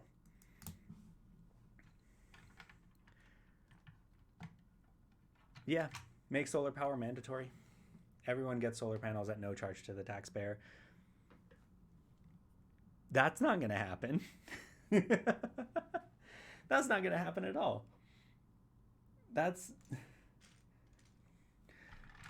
like, there are, first of all, solar panels are already cheap and effective enough, and there are solar incentive programs, at least across the United States, if not across the United States and Canada. If that was the right thing to do, it would have happened already. I mean, that's one of the right things that could be done. But more importantly, what needs to be done is demand needs to be lessened, right? We need to stop relying on things that are destroying us. Same thing goes for like fashion and shipping and all that stuff as well. Making something mandatory with no toxic cast paper is like having your cake and eating it too. I don't understand what that means. I've heard it all the time. I don't understand what it means. But I agree. Also, panel is bad for it to be the only solution. Yeah. I mean, the way solar technology is right now, it seems like a great solution. Well, if you eat your cake, then you don't have it. Yeah, it's just weird phrasing. I think in archaic English, where it came from, it makes more sense. It's just one of those things that we've held on to. Um, but even so, my parents' house have solar panels. They are 100% solar panel, so solar powered, except when they charge their car. Then they're digging into, if they have to charge their car on a cloudy day, then they're leaning into the power grid, which is mostly fossil fuels in Orlando, right? You can't have your cake and eat it too is a popular English idiomatic proverb or a figure of speech. The proverb literally means you cannot simultaneously retain possession of a cake and eat it too. So it's like, you can't keep your cake and eat it too. Would be the more accurate version. Can't keep your cake and eat it too. Or eat your cake and keep it. The only way I've ever made sense of have your cake and eat it too is to flip the order, eat your cake and have it too. Yeah, exactly. But yeah, solar panels are not sufficient. If we, like, I think that the best solution for that, since we're still talking about gender, the best solution to dismantle the fossil fuel industry is to just systematically convert our current unseen fossil fuel users. So yeah, exactly what Hyan is saying. Make our main focus nuclear, and then have solar as just filling in the gaps and keeping up with the demand in those batteries. Teenage skin oils. Yeah, so when my parents got their solar panels installed, I'm not going to tell you the brand because forget that guy. They recommended we'll put solar panels on two sides of the house, south and southwest, so that you get the most sunshine, and we recommend two batteries. They went for 4 batteries instead so that they can keep up with the demand. But if it's a cloudy day, they're not charging their car. They're not doing laundry. They're not running the dishwasher if it's too cloudy. Because the amount of energy that we use is more than even a sustainable solar powered battery can keep up with. So the teenage skin oils for new fossil fuels. You know, if somebody turned that into a subscription box, I think that would work. If you could just mail in your oil, your skin oil, and get it exchanged, I think that could work. So yeah, the main thing, and the same thing goes for like food infrastructure. The same thing goes for commodities infrastructure. The main thing is to lessen the demand. No matter what solution we have, it's going to be destructive if we keep producing at the rate that we're producing. Hands down. Just ring your teenager out twice a month. Yeah, I was thinking like face scrubs. Like they have I forget the company name. There's a company out there that goes to barbershops and collects the hair that has fallen. And then they use that hair to create mats. They felt the hair together the same way that you would felt if you're crafting. And then they use it to clean up oil spills. I think that's super cool. Because as you already know, human hair is really, really good at picking up oil. Nuclear is one of the greatest energy resources, especially thorium-based. I agree with you 100%. I think everything should be nuclear. Theoretically, I think everything should be nuclear. However, Germany recently closed down its nuclear power plants for political reasons. And now they're trying to keep up with energy demand from, you guessed it, fossil fuels, which means they are burning orders of magnitude more fossil fuels than they have in the last few decades because they don't have nuclear anymore. I don't know if they're reopening that, but it was in the news like a few days ago. Did they reopen it? I heard that they recently closed it. I'll admit I haven't looked into it after the first article. Charge the batteries in the summer when the sun is out from 4 a.m. to 11 p.m., then use those batteries in the winter. Yeah, those batteries are going to be depleted almost immediately. Let's be honest. Germany extended their last few for the winter because of the war. Okay. The UK is building a nuclear plant in Scotland. I think it's not opening until 2030. Yeah. The energy situation is just in Europe, apparently. The nuclear energy situation is just in Europe, apparently. No one in the United States wants to do nuclear anymore because of what happened in 3 Mile Island. It is political suicide to suggest that we switch to nuclear energy. So nobody wants to do it in America. And then also, like, every time there's a nuclear meltdown in like anywhere else in the world, then America's going to talk about it nonstop, and they're going to make a documentary about it. And there's going to be an HBO series, which is really good, by the way, about how terrible nuclear is. Yeah. The United States exports a ton of oil. So does Canada as well. And also the United States also has more resources that are recently opened for fossil fuel extraction because our federal land can now be used for fossil fuel extraction, which is not fun. But you see how it goes, right? If we're in a place where we need to decrease something, why do we keep increasing it? Not to move so far away from fossil fuels, but even during COVID, when everyone was in lockdown, the rhetoric that was going around was stop going out, stop buying stuff, blah blah blah blah blah blah. And then all of these companies, grocery stores, and delivery companies and all that stuff, travel companies even, all the profits went up. They made record profits when people were asked to cut back on what they were doing. Because we can't. That's the problem that we have. We can't curb demand. We can never seem to curb demand. I think fossil fuel electricity should still be an option for emergencies. Light use is just fine and plants can keep up with it. Yes. That is the main thing, is that we need to be cognizant of what we're doing, right? The carbon offset, I forget which company did this. I don't know, some oil and gas company in the United States. They pledged to be carbon neutral by 2030, but they're only accounting for the greenhouse gases that are produced in the production of their oil and gas, not in the use of their oil and gas, just in the production. Germany plant reopened this year and then shut down after there was a leak. Not a bad leak. Okay. The UK energy situation is really just ridiculous. Until very recently, the prices are going to skyrocket up to £4 plus a year.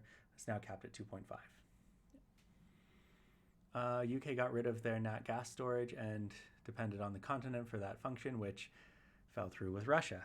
Yep. Okay, I haven't been keeping up with the wheat. How's the wheat going? Does anybody know how the wheat's going? Because that's supposed to be coming around to consumers in the next month or so. There was a wheat and grain shortage because of Russia, which led to skyrocketing prices, which led to farmers going out of business, which led to cows and other livestock not being able to eat properly, which means that in the next, what is it, September? So yeah, in the next month or so,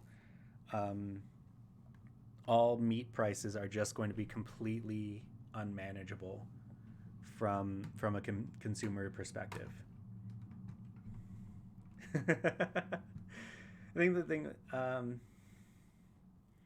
we can filter them really well as if it's limited to emergency use, and cost of filtering would be fine. Yes. Yep, I agree. But again, we need to find the alternative. Yeah, the the wheat crisis and the related meat crisis are well on their way. I think some farmers in Canada were saying that it's going to be coming around October timeframe. And it's September right now, so just in a couple of weeks, we're going to see meat just become unaffordable because the cows are unaffordable. Ukraine ports are opened up and starting to move again, so some of the world dependent on their exports have some relief. That's good. It's good. It's slow. It's a slow change, but it's changing. That's all we can ask for, right? So if you ever wanted to be a vegan, next month is a great time to start. Thanks, William. Yes, if you want to become a vegetarian, next month is a great time to start. There's a deal with Turkey, Ukraine, and Russia to release Ukraine grains and Russia fertilizer. Good. That's good. The other issue with that is just the political mess that was going on, which is people, closing down on Russia because they were being petty about it, which isn't helpful. I mean, it hurts everyone, and it hurts the Russian people, and it doesn't hurt the people who are deciding to invade other countries. So, is it are sanctions the best idea? But I'm building Lego here. What do I know? Oh my God. I just got a very dark glimpse into my future. Have you guys heard what happened to Sneeko? Have you guys heard the name Sneeko recently in the news? Or am I just stuck in an internet bubble?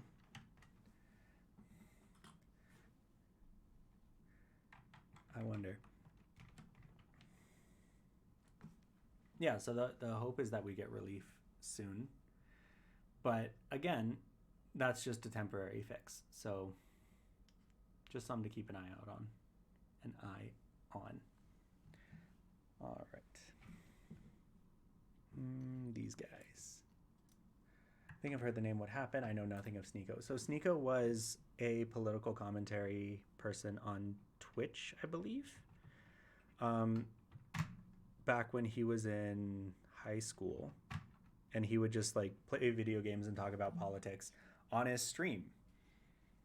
And then once the Andrew Tate stuff happened and Andrew Tate was kicked off of all these platforms, this guy Sneeko moved in to take his place.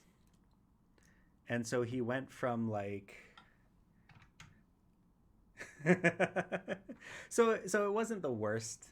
It wasn't the worst political commentary. He was farther left than I am. So that's good or bad depending on what your opinion on politics are. But it was relatively tame takes, like do no harm, don't invade other countries unless they like need your support, stuff like that. But then once he figured out what Andrew Tate was doing, he went straight into the misogyny, because that's a good grift. That's how you make your money on the internet, is just being misogynistic and being racist. Which is another part about this whole Little Mermaid situation, is that if you are openly racist, homophobic, misogynistic online, you can make a lot of money. You can make a lot of money. Why am I not surprised that happened? Yeah. Like I didn't know about him for his political stuff. I only knew him because he blew up after Andrew Tate, and then people were going back in his history and being like, what happened? This used to be a kid saying, don't invade Syria. And now he's saying, you know, cheat on your girlfriend to get ahead in life. But unfortunately, that's the state. That's the state of things on the internet, and has been the state of things on the internet since the internet started, let's be honest. All right, time for some fire extinguishers. Ooh. Ooh. What is this? What's happening over here? Somebody called Jamie the brick educator. We got some frogs. We putting frogs in this build, man. Yeah, frogs. These frogs are coat hooks. It is a frog. Give everyone a voice and the idiot speak the loudest, pretty much. The new meta. No, misogyny is an old meta. It's literally the same talking points as it was in Gamergate, so you know, it's not new, unfortunately. If it was new, I think it would have more credence, because like I'm down for a new misogyny take. I'm down for a new racism take. Don't clip that. Don't clip that. Don't clip that. I'm not pro racism. I just wish they'd come up with something new once in a while. Keep it interesting. I don't think the lights of nerd-rotic geeks and gamers don't actually believe anything they say, but they know it gets clicks. Straight to TikTok. Dear racists, come up with something new, please. Thank you. I think I lost. So after I sorted out all these pieces on my live on Saturday, and afterwards I had to move the mat like a foot this way and then move it back, and I think I lost a lot of pieces on the way. So this fire extinguisher is just going to be incomplete until we find that piece. Sorry. But in the meantime, let's put these helmets up.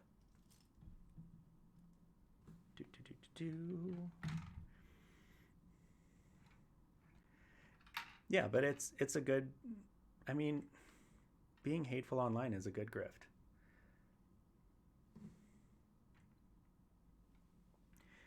And I talked about this a little bit on my toxic fandom series on TikTok, which is I think 8 videos long now, about how once you sort of get into the hateful side of things, some of it starts to bleed out, and some of it, like, that just becomes who you are as a person, because you're practicing being hateful. So eventually you get really, really good, and being hateful comes naturally, right? It's it's a really unfortunate circumstance, but that's what happens sometimes. It's what you practice. One gameplay channel that I used to like, called Funhouse, used to say really bad things in their videos, but if you watch them enough, you knew that they were just doing satire, making fun of people who actually are. That's the thing. You have to watch them enough, right? You have to know what to look out for to know that they're doing satire. A lot of the times, something can start off as satirical or start off as extreme, but then if you're steeped in it, then the messages are repeating in your head, and you start to get used to them, and then it becomes, part of what you believe and part of who you are. That's what's happening to Tucker Carlson's audience, right? Tucker Carlson doesn't believe any of the things that he says. If you take him out of the context of Fox News and talk to him, he's not the most reasonable person, I don't think. But he's certainly not the same way he is on TV. If you listen to his old stuff on the radio, it's not that bad. But his audience is so steeped in his, anti-intellectual, whatever topic of the day is, anti-M&Ms and sexy boots rhetoric, that people just start to believe it because they're not hearing anything else, right? So on the one hand, it's destructive because you're building up a worldview for other people that you don't believe in. It's inauthentic. But on the other hand, he is the most watched news program in at least the United States, if not the world. So it's a good gig to be hateful and to encourage other people to be hateful, unfortunately. Being satire isn't always funny. It's a subversion of expectations.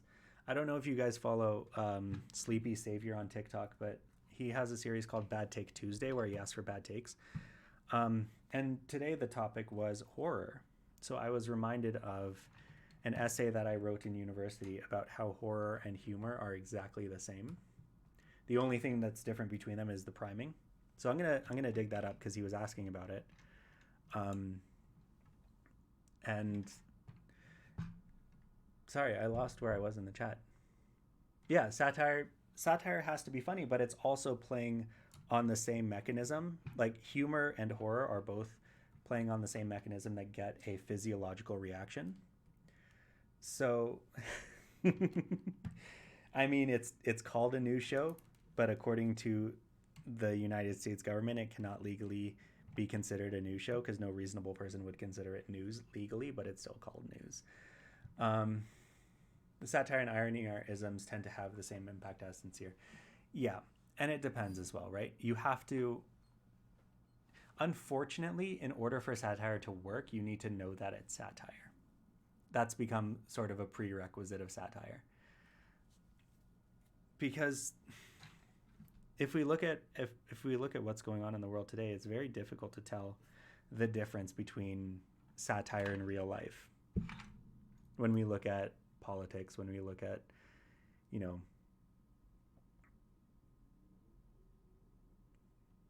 Clarkson, I think you're Jeremy Clarkson. I have not actually watched a full interview with Jeremy Clarkson. Half the stuff he says I hate and find funny because it's basically just using minorities as a punchline. But it's his wording that makes it funny. Context is important. Yeah. So, build tension, release tension, and the way that you release that tension is with a subversion of expectations. Pretty simple stuff. But the difference is how you are prepared going into that media, right? So are you on edge? Are you uncertain? Are you anxious going in? Then when your expectations are subverted, you get horror, right? Are you relaxed? Are you excited? Are you having a good time? Then when your expectations are subverted, then it's humor and you laugh at it, right? But other than that, it's pretty much the same. Clarkson was good in Clarkson's Farm because his jokes aren't his typical jokes that he uses for viewership. It's according to Fox Tucker in court. It's not just the government saying, yes, it was taken to court that he's not legally considered news. Even though he is still watched. And I think it still says news on the screen when you're watching him. Or maybe it doesn't. I don't know. I try not to watch too much, you know? I try not to watch too much political commentary. I try to just stick to AP and other sources because there's enough opinions out there. Clarkson is a tricky one. You can tell where his line actually is. You can't tell where his line actually is. Yeah. So I think that's one of the differences between American humor and British humor as well, is British people have more of a tolerance for where the line is, right? They can be a little bit more irreverent with their jokes.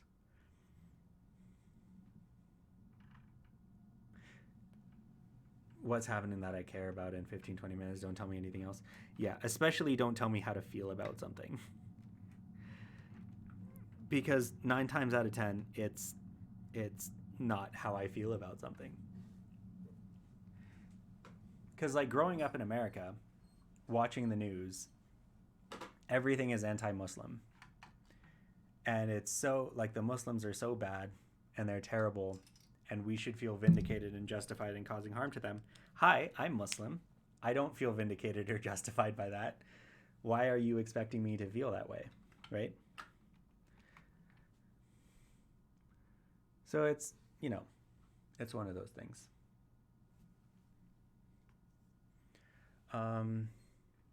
Not anymore, though. And half the news I see can't change and barely even affects me, so I don't care.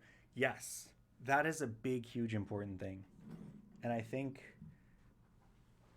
and I see, not to call you out specifically, but I'm seeing a parallel between that comment and your second TikTok page. Because a lot of the times when it comes to a country as big as America and the news cycles that they have, everyone is expected to have an opinion on stuff that they don't like need an opinion on, right? It literally doesn't matter if they have an opinion on it. It will not affect them or anyone that they know. And I think some of the videos on your second channel are pointing that out to people who are having opinions that they don't need to have. Because it's not like they don't, everyone's entitled to their own opinion, but sometimes opinions are destructive because they're not doing anything. They're not actionable, right?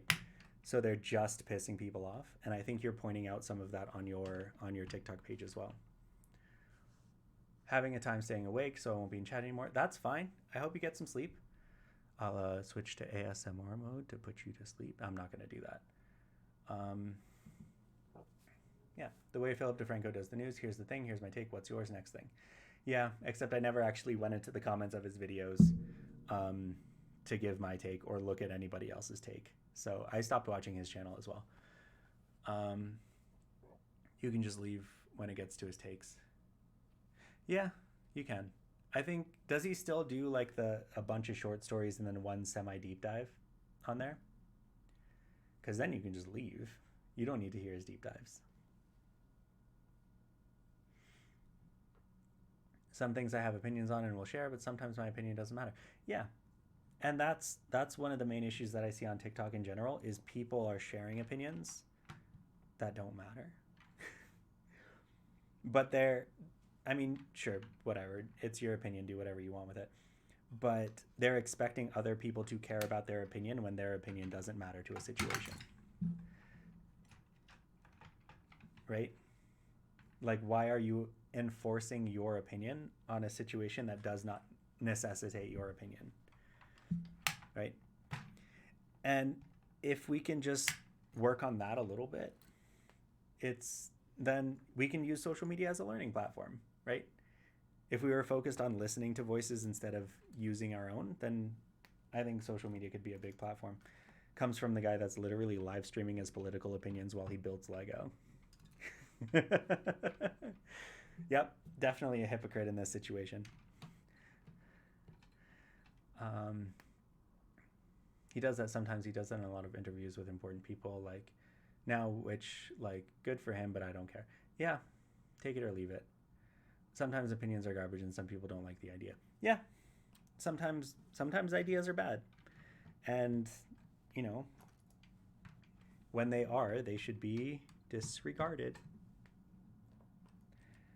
Like, even on my video today, I had somebody leave like a 10 comment thread. I didn't count how many. It was like 10. And the conclusion of their comment thread was, I don't care about this issue. It was the issue about Barasafi, which is fine. It's a fictional character in a fictional TV show for kids. You don't need to care about Barasafi, right? But they still wrote an entire essay about why they don't care.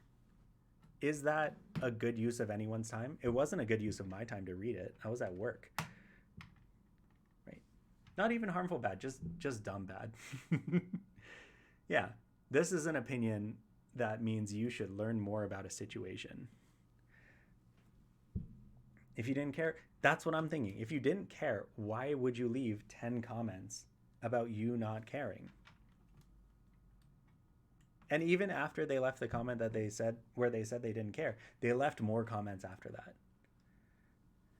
Exactly. 10 comments deep, you care. Right. The surprising thing, I will admit, I was surprised by the response to that Barasafi video,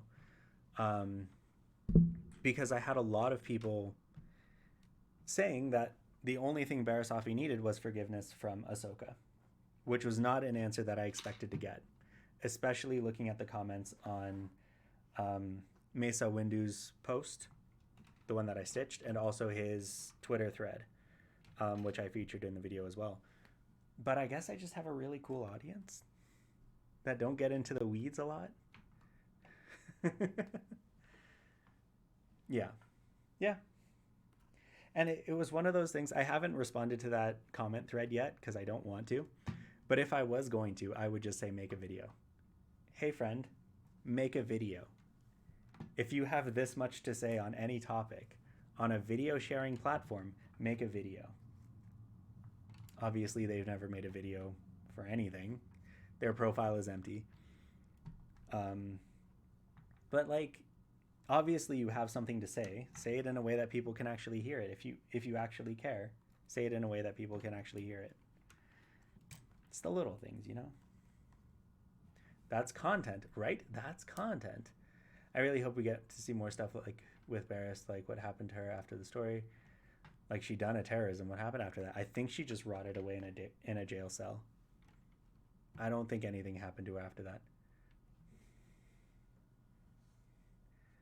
Oh no, it's been almost 2 hours and we haven't explained anything with Lego and Star Wars.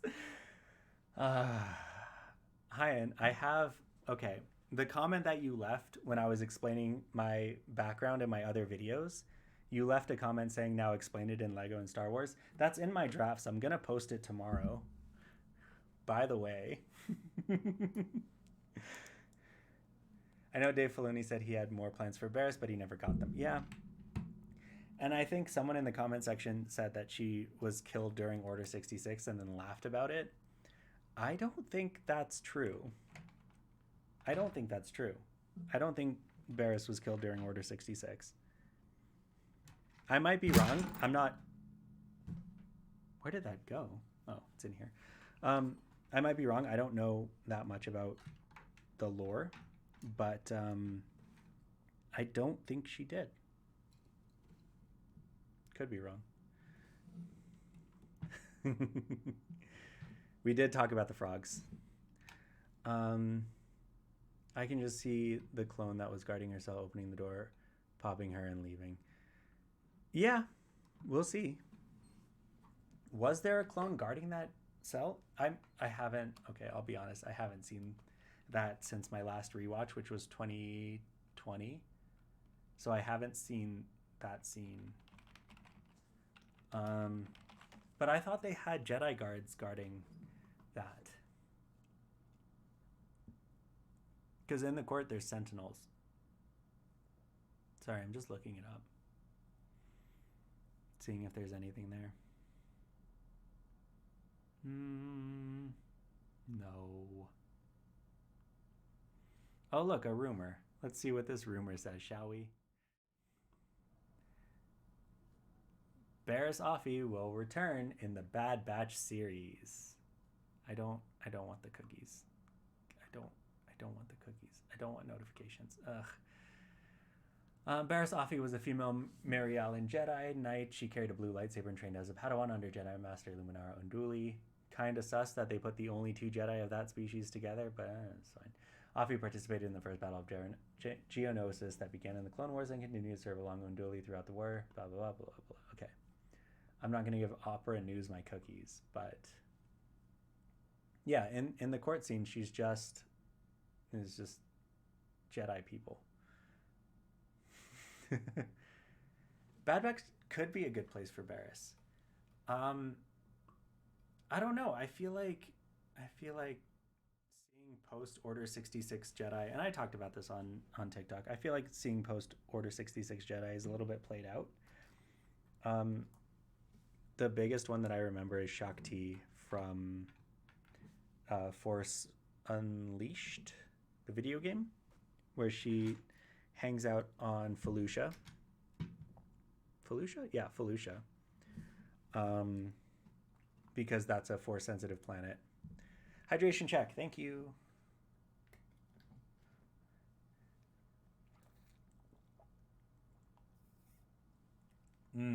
That's some good hyperdrive juice. Yeah, she was hanging out on Felucia. And then I think Revenge of the Sith came out after that video game. And she was killed off in a deleted scene. Yeah, the flashbacks, but also post Order 66 Jedi. Because that was probably one of the most controversial takes I had during Star Wars month, which was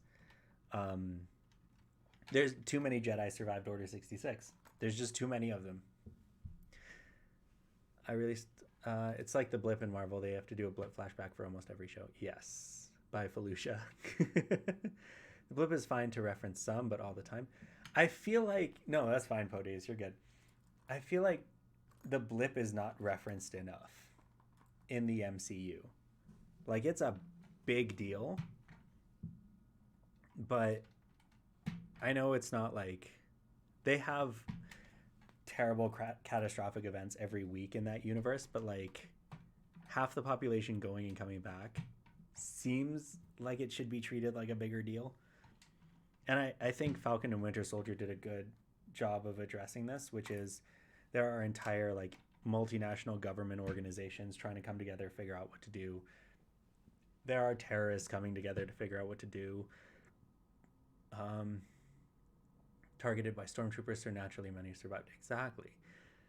The only blip I want to see is Matt Murdock realizing what's happening and he can hear everyone's heart stopping and realizing it's going to happen to him too. Did Matt Murdock get blipped? Because I don't know what would be more terrifying. Matt Murdock getting blipped or Foggy and everyone else that he hangs out with getting blipped. I have a video idea I want to do because if half of all the light disappears, should have had a bigger collapse. It should have had a bigger collapse, right? Entire, industries would have collapsed instantly around the world. We don't know if Matt get blips, but it makes sense that both him and Fisk get blipped. Yeah, I think it would be. I know they said at D23 that they were going to do a more family-friendly Daredevil reboot with Charlie Cox, but I feel like Matt Murdock not getting blipped, but all of his interpersonal support getting blipped would be a lot more devastating than him getting blipped. Half the pilots in the air flights, yes. Unless he, we see the one helicopter crash. But unless Thanos planned out so that either the pilot or the co-pilot gets blipped, but not both, that would be very nice of him. Half of all world leaders, What if the right people got blipped? Yeah, I mean, even if the quote unquote right people got blipped, they came back 5 years later. So how how big of a deal would that be? Okay, I finally have enough room. I've messed up my organization, but I have enough room to put this down flat so I can stop breaking walls.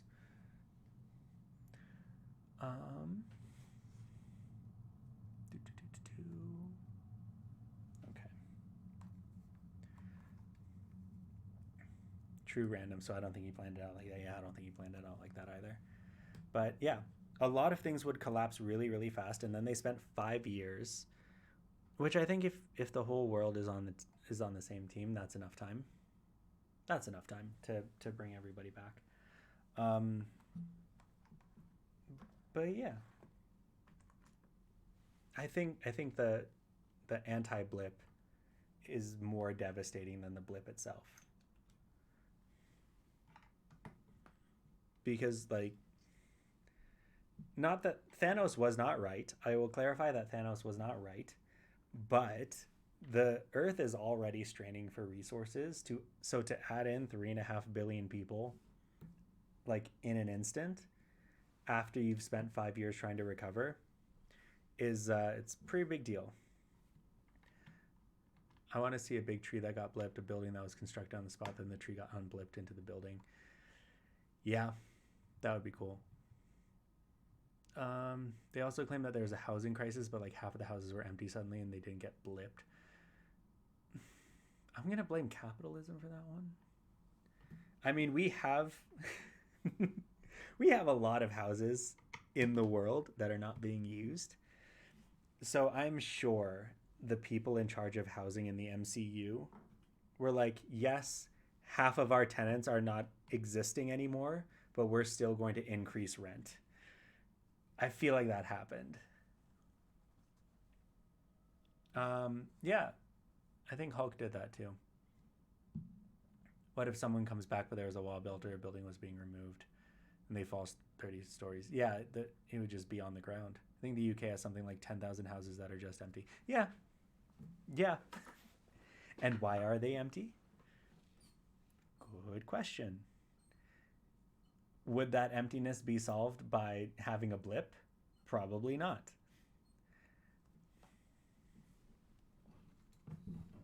All right. Hulk was probably smart about it. Yeah, Professor Hulk was probably smart about it. I don't know how much thinking and planning you need to do in order to use the Infinity Stones, or if it's just like an intentionality thing. But I'm sure he did fine.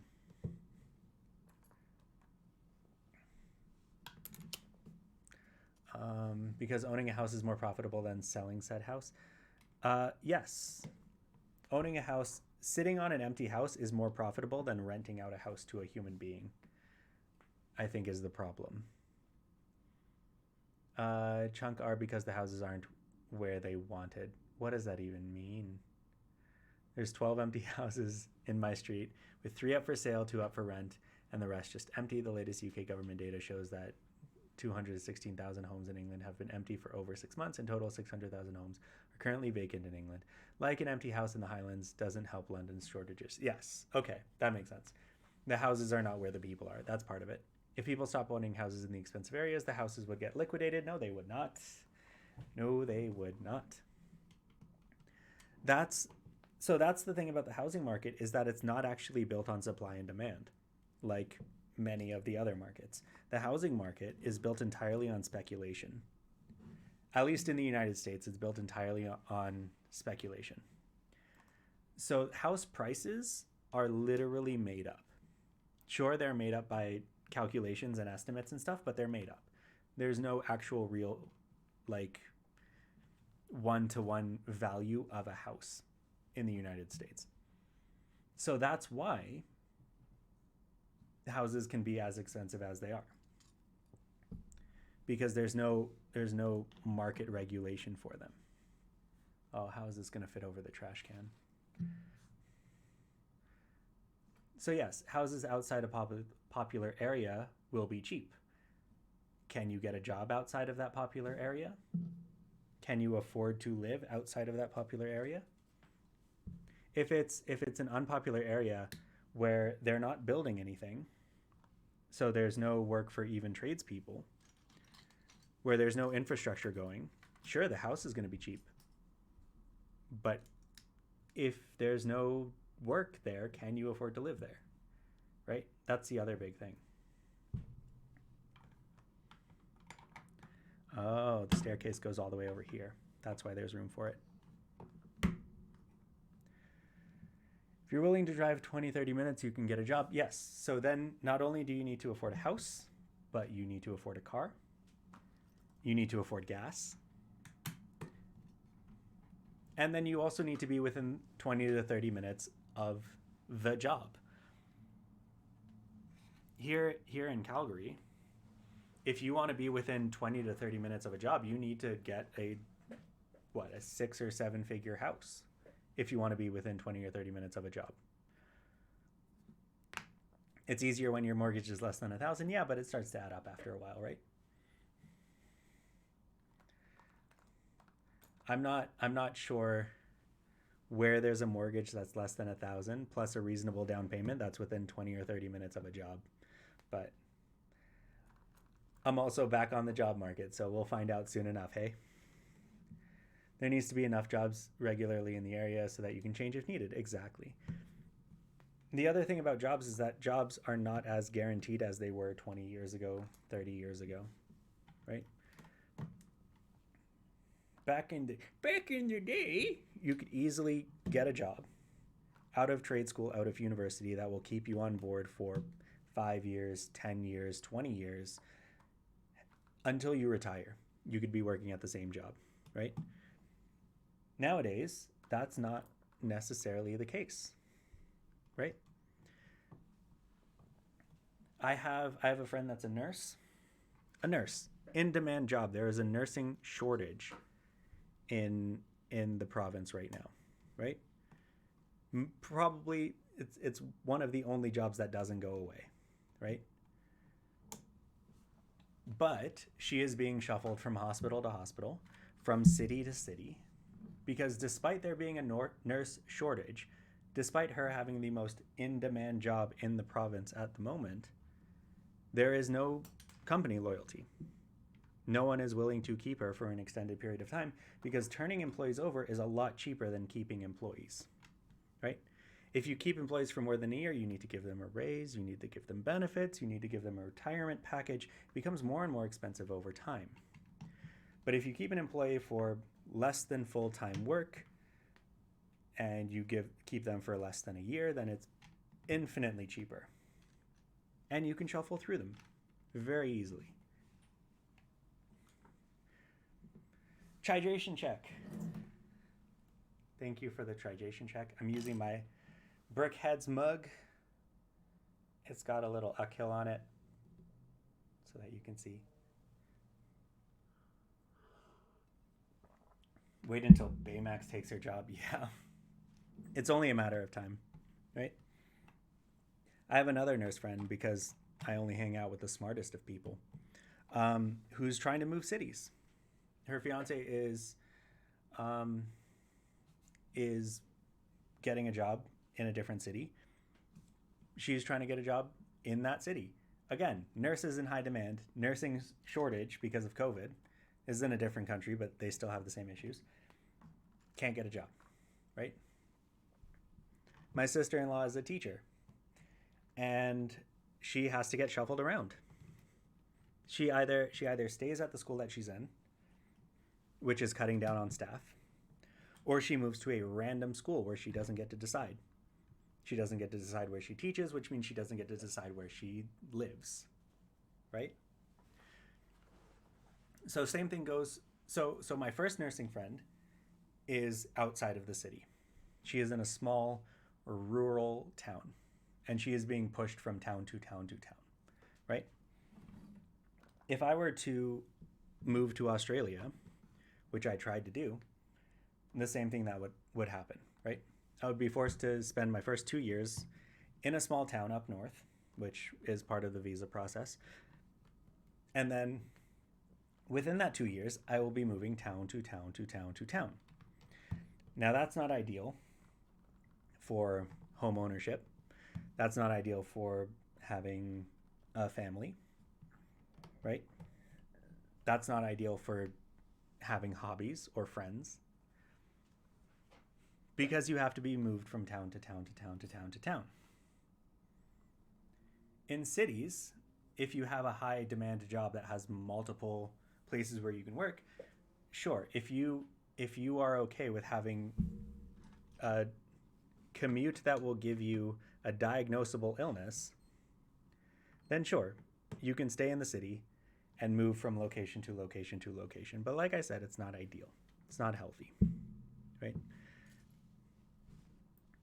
But that's just the state of things. Not to sound like defeatist or doomer or anything, but that's the state of things. And there are a number of small things that we need to do in order to change that.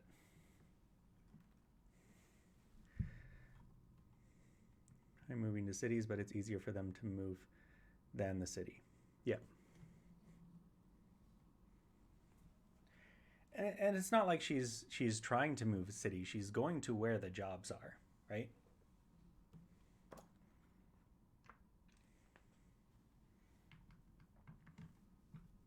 And that's the thing. I'm trying to change jobs right now. But I also have a 12-month lease on the place that I'm in, right? So if I want to break that, that's another $3,000 that I don't have to maybe afford to live somewhere else, afford to live in a smaller town, afford to live in a smaller city. No, I didn't understand that, Podius. I'm in the process of trying to get a job, and everywhere is hiring, but nowhere is actually hiring. So that, ooh, no, I didn't hear back from the Lego marketing team. So the other thing that's going on is part 2 of the Great Resignation. I'm sure you guys have heard of the Great Resignation. It's when everyone is just quitting their jobs. Everyone is quitting their jobs because of COVID and not coming back, which is, what they'll tell you on the news, not necessarily true. But the important part of the Great Resignation is that a lot of companies are posting jobs and then not hiring people. Because if they're posting jobs, then they can say, hey, look, we're posting jobs, and yet the jobs aren't being filled. So as long as we keep posting jobs, people will think that we're trying to fill jobs, even though we're not. So why aren't they filling the jobs?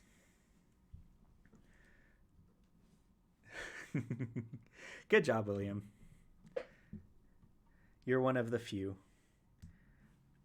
So why aren't they filling the jobs? If there's such high demand for jobs, if they keep posting jobs, why aren't they filling them? Well, it's because it's cheaper to run a lean ship. That's what they discovered when everyone was staying at home for the plague. Is that you get more profits when you have fewer employees, and guess what? Your customers are still going to show up, right? That's why we were talking about reducing demand earlier. Your customers are still going to show up. Even if you have terrible service, even if you have long wait times, your customers are still going to show up. That's what they learned during the pandemic, right? So now we're just not going to hire people. We're going to hire fewer people. We're going to cut more corners, cut more costs so that we can make more profit, right? The companies are saying that. But if we cut staff and we have staff shortages, thank you for the brick separator. If we cut staff and we have staff shortages, then people are going to get mad at us. They're going to say, just hire more staff. So we're going to put out, not the most honest job listings. And we're going to put up signs that are saying now hiring with benefits and stuff. And we're just not going to hire anyone.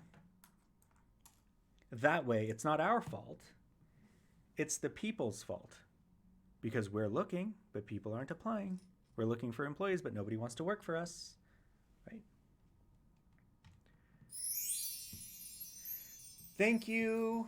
Thank you, little taters, for the resub. Thank you for the Prime resub. 4 months in a row, which means you subscribed while I was not here. Thank you. The local restaurant keeps going through bussers. It's not because they don't want more bussers. It's people don't stick around. Yeah, and why don't they stick around? Right? It's going back to your original question. Why don't people want to be in certain hobbies or industries? Is there a reason? And the reason, at least in America, is that you can get away with providing no standard of living, right? Back when not medium, minimum wage was introduced, minimum wage was how much you needed to make in order to support a family, right?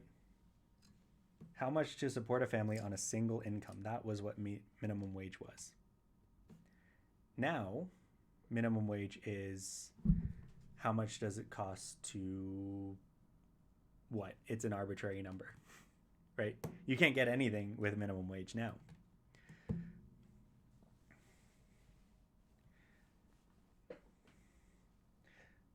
Well-trained employees are still making less than they're worth. That's the problem, right? The way to make money if you are in America, working in America, is to own things. It's not to work. You do not get rich by working anymore. You do not get a comfortable way of living by working, putting in your time and effort anymore. Aside from the few cases, like you brought up trades earlier in your TikTok, the trades work because they're unionized, right?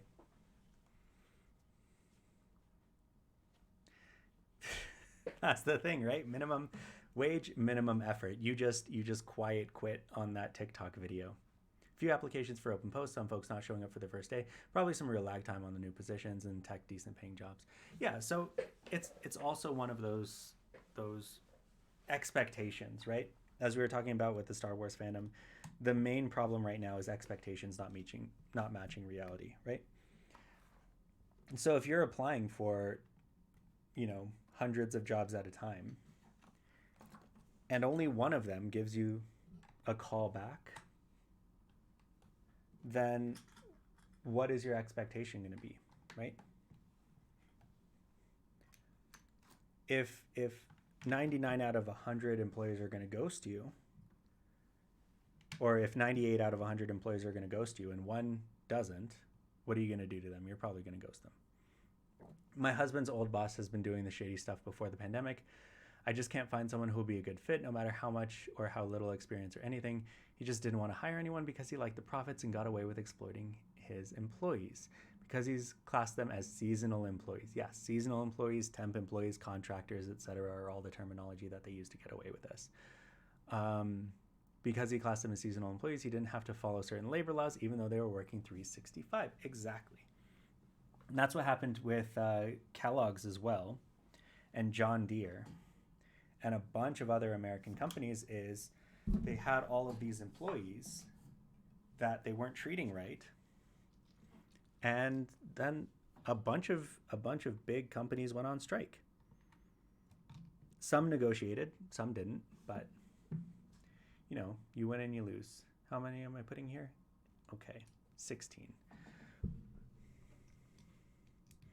There are laws. The laws are insufficient, right? And more often than not, the laws are in favor of the employers than they are the employees.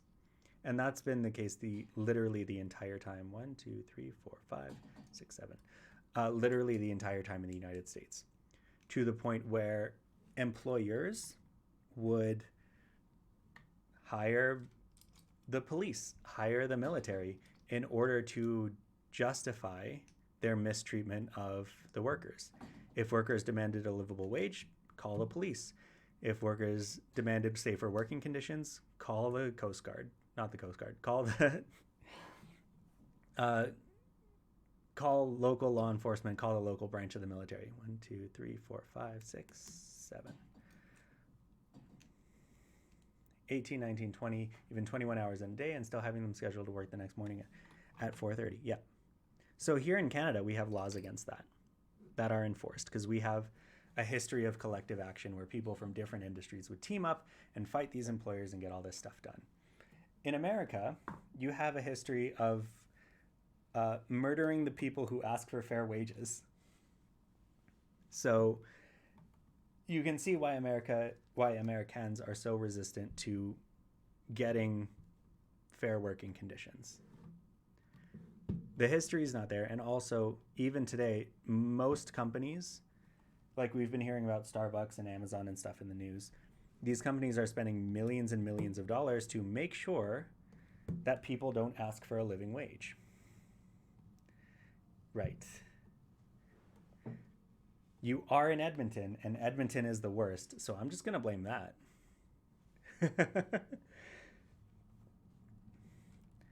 But even when I was working in Calgary, there are laws against clopening. There has to be at least 12 hours between shifts. It depends on the industry too.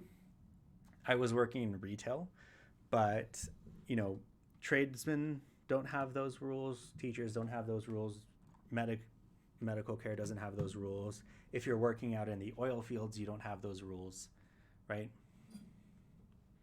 So really what having employees is how much work can I get out of these people for how little money is possible. And if you need to spend money on lobbying the government or getting law enforcement on your team, then there's a return on investment, right? A couple $1,000s to your local senator beats a couple $1 million in fair compensation, right? If only Americans had someone in power to email with threats. If getting said person fired, if only Americans had someone in power to pay them millions and millions of dollars in order to change unfair working practices.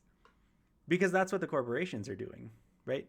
Most lobbying groups in America are corporate funded. They're not personally funded, right? Yeah, so construction is one of those things where you just don't have rights, right? So sending an email to a senator is a great idea, but sending an email doesn't take money out of their pocket. It doesn't change their mind at all, right? It doesn't encourage them to actually change anything. If people stop voting for the people getting lobby funded, then said people would still lose their job. Yeah, they would. But that takes a massive education too, right? Plus, most of the time, the people getting lobbied are playing off people's fears. I have done goofed. Are playing off people's fears, right? And so you get rhetoric like the illegal immigrants are taking your jobs. Yeah, I'm getting there. The illegal immigrants are taking your jobs. And so we're going to pass immigration reform. We're going to build a wall. Thank you for the hydration check, by the way. Oh, I got to move this camera up too. This building's getting big. Okay. These illegal immigrants are taking your jobs. Well, you can't steal a job. You can't. You can't go to the job store and shoplift a job. You can't take the job to self-checkout and scan a barcode for a cheaper, different job. That's just not how it works, right? So what's happening to the jobs? Well, your boss is exporting the labor to illegal immigrants. Why? Because he can pay them less. What happens? You wouldn't download a job, Hyan.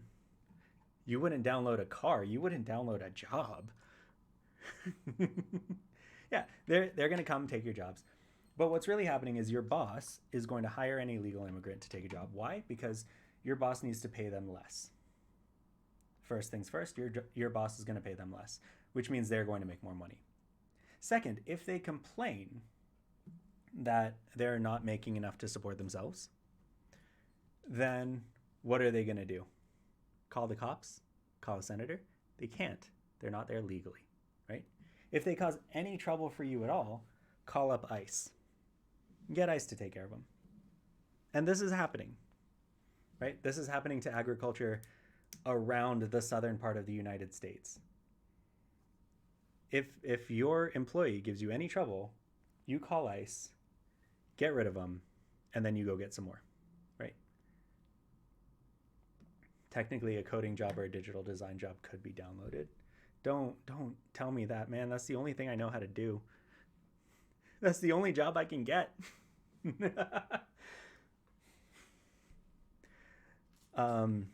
Yeah, so, and then you say, okay, the illegal immigrants are taking my job because that's what everyone is saying, right? That's what the lawmakers are saying. That's what the governors are saying. That's what the lawyers are saying. That's what the news is saying. That's what the TV show that can't legally be called news but is still called news is saying. So that's the only narrative I have. That's the only way I have to understand this. Right? Now that's not because they don't know what's going on. It's because people are keeping that information away from them. Right? I want to make that very, very clear. This is not because people are dumb or they're not paying attention. It's because they don't have access to this information. Just like I don't have access to the right number of 1x2 plates if they're getting jobs that I can't get now. Well, no, they're not taking jobs. Somebody is giving them jobs, right? So then the education would be to not point at the people who are quote unquote taking the jobs, but to point at the people who are giving those jobs away and say, hey, this person is giving your job away to someone else, right? This person is shutting down your car factory in Detroit, shutting down all the car factories in Detroit and moving that car manufacturing to Taiwan, moving that car manufacturing to Mexico so that they can get more profits. That's what the education is. It's to remind people of what's actually going on instead of the fear-mongering that we see all the time. Right? And not to get too socialist about it, but it's to build class solidarity. Right? It's to make sure that all of the working class people are on the same team and that they will stand up for each other. Right? So when somebody says McDonald's workers should get paid more, we don't have people that are making the same as McDonald's workers saying no. Instead, they should be saying, yes, McDonald's workers should make a living wage, and so should I. Right? That's called class solidarity. That's sticking up for the people next to you instead of sticking up for the people who are above you because the people above you want to keep you down. That's how they get up there. Yeah, they're just better at exploiting workers. And they put in years and years and years of research and millions and millions and millions of dollars into exploiting people as best they can, right? That's why slavery is still legal in the United States. Because enough people are like, hey, we need to have some sort of free labor force. So we're just going to keep it legal. Are also mostly under 24 and haven't started their careers. What is their career? Is working at McDonald's not a career? Should it not be considered a career? I think it should be considered a career. Because I eat at McDonald's. Right? I eat at McDonald's. I enjoy a Big Mac in my time. I enjoy a 10-piece chicken McNuggets. Right? And I think that the people making my food and the people who are serving my food should be able to live, should be able to afford a home relatively close to the McDonald's that I'm eating at. Right? Should be able to put their kids through school. Now, that might be a hot take. But I think if I'm relying on someone for their service and I am paying them for their service, then the amount that I'm paying them should be going to them and should be going to their standard of living. Yeah, it's slavery under a different name unless you're Nestle. Because Nestle is legally allowed to have child slaves as long as the child slaves are not in the United States and as long as they're a separate contracting company. So if you're eating your Nestle chocolate, your Nesquik, your Bunch of Crunch, we cannot guarantee that it was not farmed by child slaves, unfortunately. And slavery, not by another name, slavery just by the name slavery, is still legal in 49 states. Just so you know, the 13th Amendment, was it the 13th? Yeah, the 13th Amendment only bans slavery except for as punishment for a crime, which led to over policing of black and brown neighborhoods so that we can maintain slaves. Slavery is only actually abolished in one state. Any guesses in the chat as to which state and when? The whole careers and jobs are different is toxic rhetoric that came from the same place. Don't want to raise the minimum wage. Exactly. Exactly. What is the difference between a career and a job? Especially because careers that people have now will not treat them any different than a job. They don't have any loyalty to you that old school careers had. They don't have any. No, it's not Alabama. If a job takes little to no skill, then it shouldn't be paid as much. Little tater's not a hard concept. So that's where we disagree. Because I think every job should be paid some at least amount to live comfortably, right? And when I say that, I'm thinking about places like Walmart, places like Amazon, that rely on taxes, that rely on food stamps, that rely on government welfare programs in order to keep their employees fed, in order to keep their employees clothed, right? If I'm shopping at Walmart, the money that I spend at Walmart is not going to keep the people there alive. Thank you for the stretch.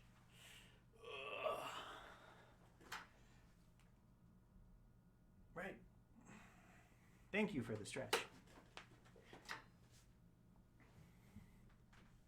Right. If I'm relying on somebody else to plant the food that I'm making, if I'm relying on somebody else to teach my children, if I'm relying on, I don't have any children, but hypothetically, if I'm relying on somebody else to drive me to the airport at 5 a.m., my hope is that the money that I'm spending on them goes to them.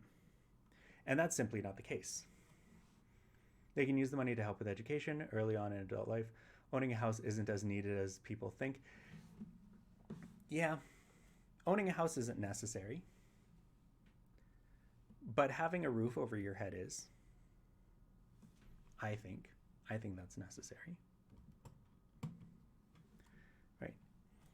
And for the most part, people my age have, at least the ones that I've talked to and heard from, have given up on the idea of owning a home at all. Right? Not in the cards, never going to own a home. But that's not the case for everyone.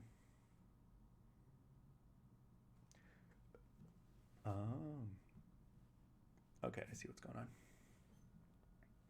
Education is not a big boon for attainable folks working minimum wage. Yeah, also education doesn't get you anything anymore. Right? Unless you are trained in a job, education doesn't get you anything. Unless you are trained by the industry, right? I was working with some refugees trying to come into the country. Hydration check, thank you.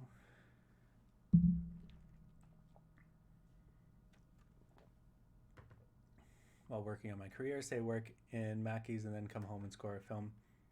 Until scoring the film, right. So that's one way of looking at it. And that's what I tried to do for the past 6 years of my life, which is I'm going to work this 9 to 5. And when I get home from the 9 to 5, then I'm going to work on my career, right? Then I'm going to do my studying. Then I'm going to do my networking. Then I'm going to do all that stuff. Now, this may be hard to believe because you're watching this on Twitch, but that didn't work. That didn't work because the job isn't guaranteed. And now, despite how much education you have, despite how much networking you do, despite all of that, the career is not guaranteed either, right? Education is not guaranteed. Success from education is not guaranteed, right?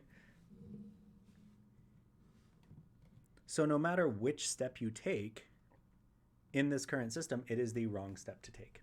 That's just the way it is. Oh yeah, so the refugee things, we got them sponsored for education. We got a group of about 200 of them sponsored for education, right? Which means that a company here in Canada is going to pay for their education to get trained in the company software, to get trained in what the company does, right? It's a coding job, right? It's a digital job. And they're going to pay for that training, and then they get to come here. They get to come to Canada because they have a job, because they have sponsorships, because they have guaranteed income, because they have guaranteed housing. Then they're going to come, right? After the training, the company decided we're just going to leave them there. Now that we have trained employees in a third world country that have nowhere else to go, we're just going to leave them there. They're not going to come to Canada.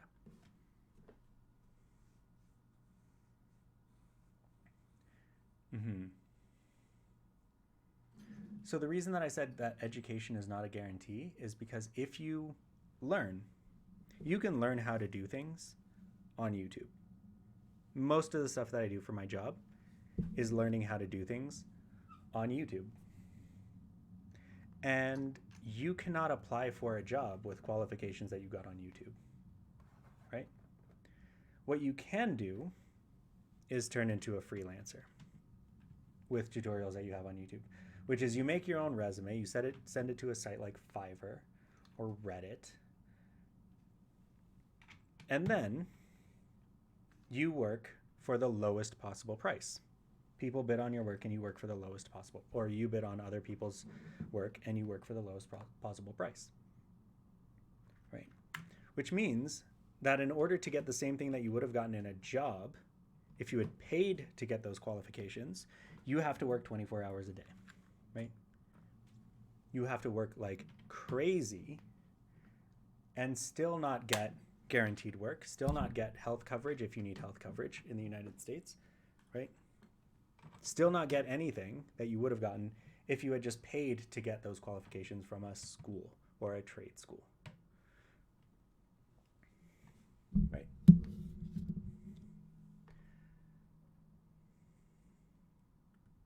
Right. And yeah, it's like, I don't think it's fair to say that current minimum wage jobs don't take any skill. They have to learn how to do that on the job. And they also need a lot of soft skills that we don't often think as, commodifiable, right? Soft skills like people. If I had to work at McDonald's, that's the number one thing, is the people. I could not deal with the people, right? You can freelance at higher minimum wage to pay for your education, but nobody's going to hire you at higher than minimum wage, right? Because you are competing with everybody else, including exported labor that don't need minimum wage, right?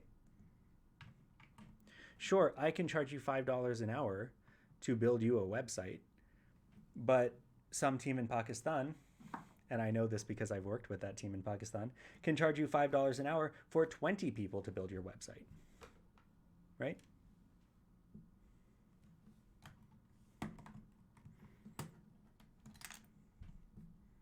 And freelance has lowered protections to wage jobs, exactly. Same thing with Uber or Airbnb or all these, app-based jobs.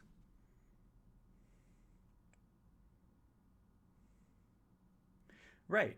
So Hyan, wouldn't it be cool as if you were working a job and you broke your leg and then you didn't have to work, but you still made income?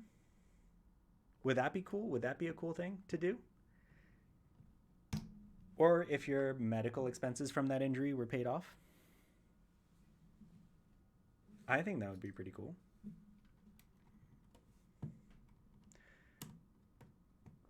I was outsourced to India as a prior job.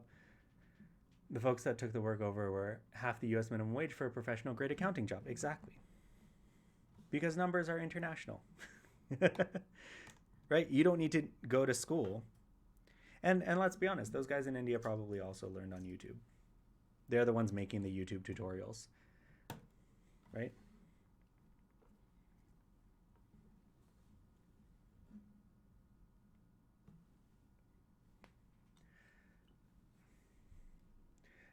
Your job, right? Your job would be paying you, because if they were loyal to you as you were to them, they would pay you when your leg is broken, with the hopes that when your leg is unbroken, you will come back to them. Exactly, not if you're self employed, right? Then where does that come from? Canadians in the chat, if you are self employed and you break your leg, who pays for it?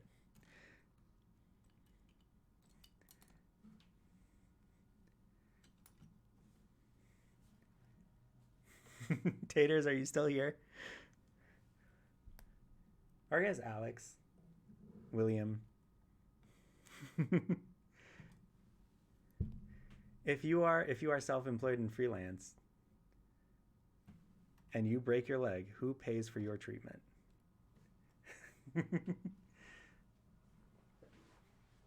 Yeah. But if you pay for insurance and you break your leg, then your insurance premiums go up, right? That's the thing. Yeah, taxpayer dollars, which means that you are paying for it. Which means that you are paying for your own medical treatment, right? Instead of in the US where you pay for, people to come knock on your door and kill your dog, or instead of paying for weapons to go to Israel or to, blow up a school bus in Yemen, you're paying to stay alive. Right? Your country sees value in keeping you alive, so you pay them and then they pay you to stay alive. I feel like that's the bare minimum of having a government. Right? Keep the citizens alive. That's the job that the government needs to do. I don't think it is an efficient way of doing anything. I honestly don't. And the reason why I say that is because I've lived in 2 countries that do that. And they do it slightly differently, right? Canada has the public healthcare option, which is good. It's good for emergencies, right? I cut off part of my finger in a freak ice skating accident, and I was taken care of within minutes, right? And I was put on a wait list to see a specialist, and I got in within a month, right? I think that's okay, right? If it's fast when you have an emergency and slow when you don't, I think that's okay. I also lived in Australia, and Australia has a mixed system. They have public and private options. And that worked out too, right?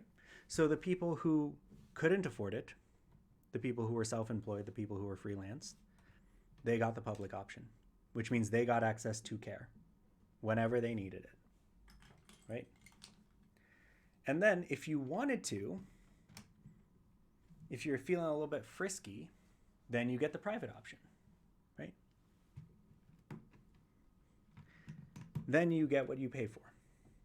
And you can go to your private clinic. But because you're not competing with the public sector, it clears up both, right? So wait times go down for the private sector and they go down for the public sector.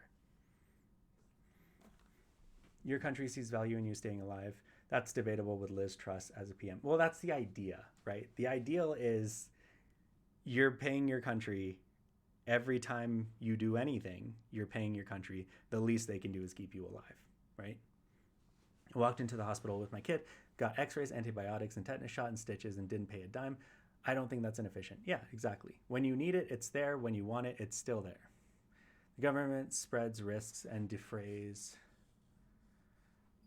costs over large bases. There are some inefficiencies, but not to the degree alluded to, at least in US and Canada. When is the government efficient about things? The government is not efficient, right? I think it's efficient enough. Could it be more efficient? Heck yes. Is it gonna? No. But it's better than private insurance because private insurance has an incentive to not treat you. Do you see the difference? Private insurance is incentivized because it's a company to keep its costs down. And when it keeps its costs down, it means you are not being treated. It means you are being denied services, you are being denied medications, you are being charged extra when you do these things, right? Whereas the government does not have that incentive. Their only incentive is to keep you alive if they have a public option. And additionally, in Australia, I don't know if Canada is doing this, but in Australia, the government is lobbying pharmaceutical companies in order to keep prices down, right? So even if you're in the private sector, your medical prices are still low because you have a bunch of people and a bunch of resources making sure that the prices are low for everyone, right? Whereas in America, pharmaceutical companies have no one really pushing back against them because the insurance companies are eating into their profits as well. So they're incentivized to keep prices high, right? And no one's pushing back against high prices. It's currently basically impossible to get an appointment with a GP in the UK. Phone up at 7:30 a.m. as well as 50 other people and hope by the time they get to you in the queue, have a place for you. If not the same day, rinse and repeat until you get it. Okay. So it is inefficient, right? But I would still argue that it's better than private insurance, right? Apple Gas often invented its own chargers and cables to cut out the competition and profiteer. Yeah, Tesla did the same thing. Apple has, yeah.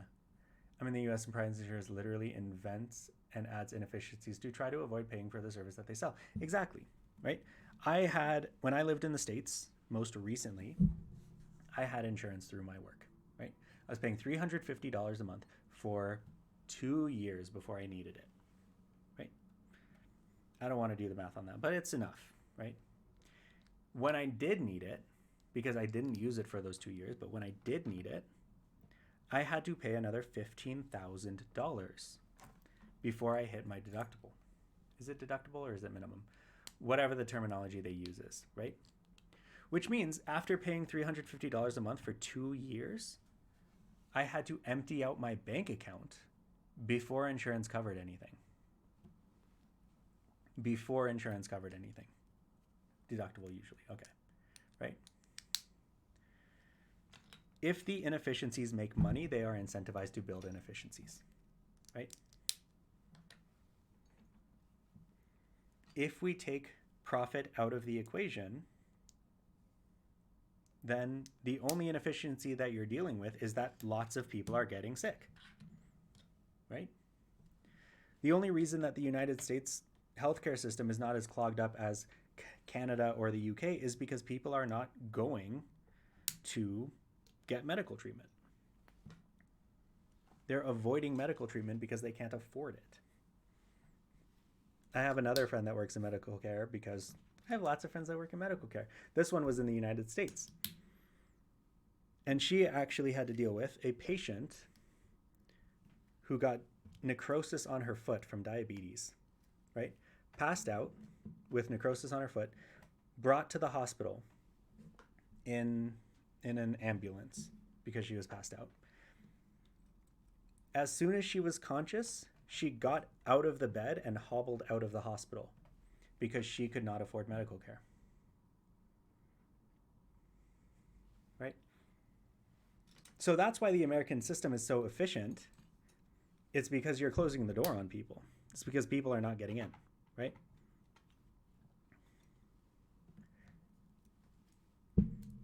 I don't like private insurance either. Let me explain. You have to bear with this example some. If you only paid $1,000 a month for gas insurance and you didn't care what the gas prices was, gas companies would be trying to charge the gas insurance as much as they could, since the gas insurance would legally have to pay out per contract. The end consumer wouldn't care if the gas was $100 a gallon. Replace gas with insurance, with health insurance. If people had to pay out of pocket, they would demand cheaper care. People do have to pay out of pocket, though. That's the problem that I'm trying to point out, is that even if you have insurance, you still have to pay thousands and thousands of dollars before insurance even kicks in, right? So if the operation that I got was half the price, right? And medical pricing in the United States is a different issue because so many people rely on insurance and people are trying to bill the hospital as much as possible and people are trying to bill insurance as much as possible and all that, the prices are also artificially increased because the assumption is that the cost is not going to be passed on to the consumer. So the costs of things, this is where you get your $30 aspirin from, right? The costs of things are expanded, right? But you have to pay before your insurance pays, right? Which if you don't use your insurance on a regular basis, if you're a relatively healthy person that has a singular issue like I did, that means I am out literally half of my bank account. Half of my savings are gone before the insurance covered anything.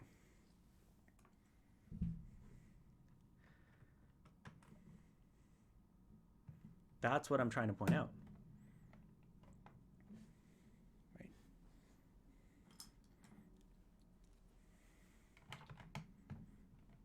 And that's also why I moved to Canada, right?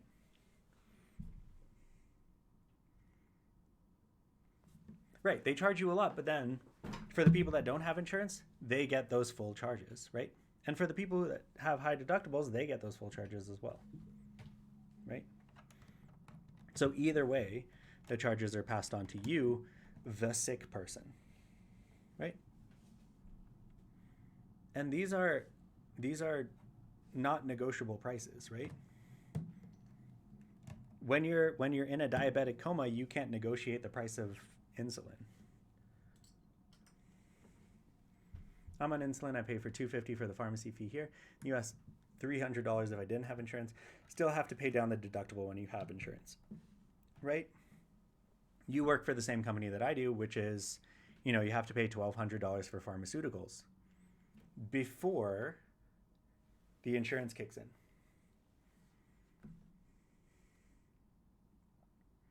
If a loved one just died, you're not in a place to shop around crematoriums. Yeah. In life or death, there should be something. Yeah, it's an inelastic demand, right? When you're dying, you're going to pay whatever it takes to stay alive, which means that the people in charge of keeping you alive can charge whatever they want and get away with it. Which is why in the Australian system, they have the strong arm of the government negotiating these on the people's behalf to make sure that medical and pharmaceutical prices are affordable for everyday Australians. Can't comment on the Canadian system. I don't know how it works.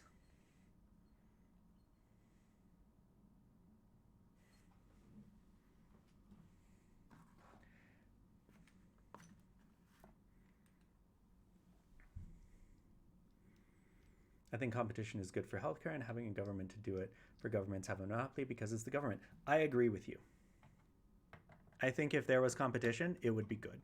It would drive prices down. It would drive innovation up if there was competition.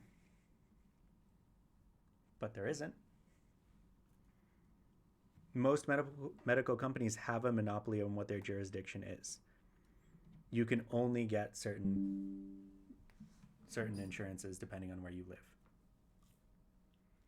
And even if you have the illusion of choice, even if there are multiple things that you can pick from, usually they're owned by the same parent company anyway. Welcome, Chunks. Welcome to the chat. We're talking about nice light topics like health insurance. Thank you for the resub. I appreciate that. I've had multiple babies and I only pay for parking. Chunks is back. There was, who was the guy on TikTok? One of those satire accounts on TikToks just had a kid, and it was $3,800 to have a kid. It'd be more for it if it was like Switzerland, where the government covers basics, but you still have to pay for private insurance, more, better, different care. Yeah. So that's why I'm a fan of the Australian model, because they have both, right? So if you want more care, faster care, better care, whatever, then you can pay for it. And if you pay for it, then you get out of the system and you stop clogging up the system for people who also need it. I think it was 3,800, not 38,000. Switzerland negotiates what it charges in taxes on wealthy immigrants. Yes. Life and death should be guaranteed, but if you're going to die, it shouldn't be covered. If you aren't going to die, it shouldn't be covered. Yeah, but that depends on how you define dying, I guess. Right? Because preventative care, and this is what a lot of insurance companies do, right? They won't cover preventative care, but if you don't get preventative care and things get worse, then they'll cover the emergency care, which is more expensive and is more dire and takes more time, right? But if they had just covered preventative care, it would have been cheaper long term, and it would have been a win-win for everybody, right? Preventative care is more efficient. It's not bad compared to 38,000, but it's still ludicrous. I'm not going to die, but I can't afford to live if I pay for treatment. That too, right? I mean, I have sort of a privileged take when it came to this, because after my surgery emptied out half of my bank account, and it turns out that they messed up on the surgery, and my insurance was relapsing, which means that if I had stayed there and gotten up the follow-ups and all the scans and other medications and surgeries and stuff to fix the mistake that they made, then I would have to pay a new deductible, because it was a new year for insurance, right? So they already got my $15,000. They already got half my bank account, and they were just rearing to pick up the other half. So I am lucky enough that I'm a Canadian citizen. I'm lucky enough that I have family that lives here in Canada. So after Orlando Health took half of my bank account, I used the other half to move to Canada. And then I can afford healthcare, right? I can afford the follow-up treatment for the stuff that the American doctors messed up. Also in my area, we're limited on how many hospital beds we can have. One hospital bed in my area is almost all of them. Now this is just messed up. Exactly. Why? Because it's inefficient. It's not inefficient. It's not profitable to have more hospital beds than you need. It's not profitable to have more nurses than you need, right? It's not profitable to have more resources than you need. And then when you need them, you don't have them because it wasn't profitable enough to keep them when you didn't need them.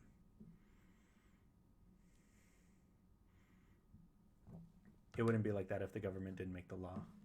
I don't know what law you're referring to, but if you want to help me out with that one. Yo, Canadian doctor, this American doctor messed up. You want to fix? Pretty much, right? I can't believe we still have to even think about what Kenny wants. Did he make it back? Did Jason Kenney make it back from the Queen's viewing? I don't know if he stayed for the funeral, but I know he went to stand in that line. He wants rich people to pay so that care those can't afford you can get it for free. But there are so many issues with that. Even though I don't fully agree with him, I can't really disagree. Yeah, I agree with the system that, if rich people want to pay for stuff, then they can. But the way he's planning on doing it, a law that limits hospital beds per region, I have to look into that. I have never heard of such a thing, especially in Orlando when we have a new hospital being built almost every single day. I've simply not heard of that. But what was I saying?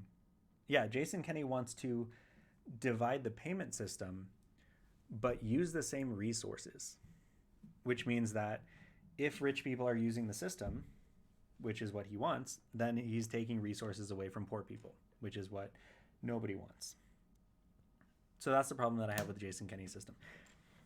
If he has a long-term plan to create separate resources for private and public insurance, and incentivize people to stay in the public sector, then sure, do whatever. But I don't think he's doing that right now.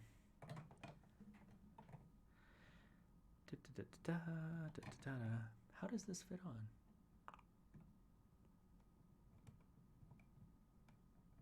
Oh, weird.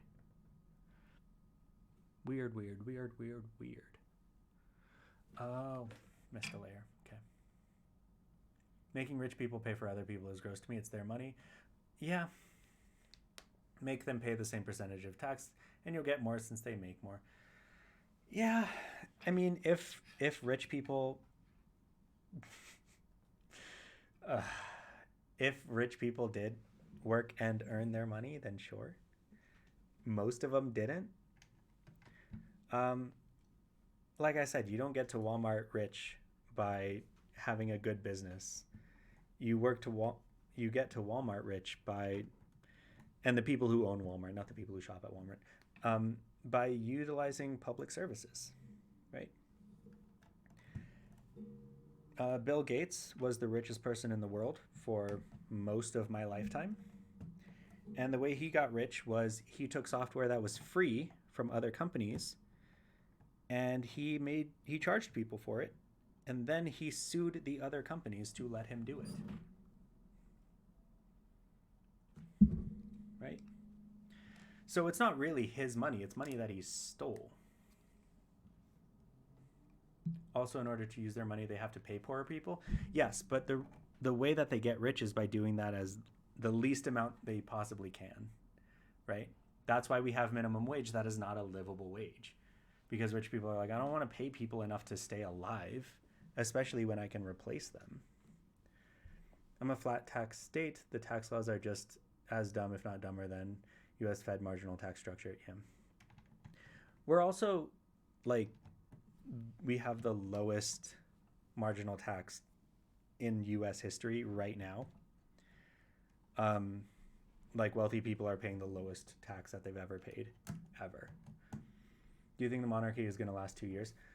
I think the monarchy is going to last 2 years. I don't know if King Charles is going to last 2 years. I'm out of spoons. This has been a lot. You're rad. Hope you have a great night. Catch you next time. Thanks, taters. I'll catch you next time too. When you have spoons, keep updating your Instagram. I love seeing the outfits that you come up with. I think Charles will only last 2 years. I think if Truss has anything to say, the monarchy will die with Charles. Yeah, Truss was anti-monarchist, and she got rid of the Queen in 2 days. So good for her, I guess. That's what you call sticking to your guns. Yeah, but and I think what Hyan and I are discussing right now really highlights what we talked about on the first stream when we had this conversation, is that I believe that people are fundamentally good, and I don't know if you still believe that they're not, but that's what you said in the last stream, and I think our conversation here kind of reflects that, which is like, I think that everyone, because they live in a country, because they share space, because they share resources with everyone, we all have a responsibility to help out other people as much as we can. And I think some people have taken advantage of the few things that we do share, right? We share a planet, but a bunch of companies have... Okay, so you're still on the same page. I didn't want to put words in your mouth. That's why I was not declaring anything, but thank you for clarifying.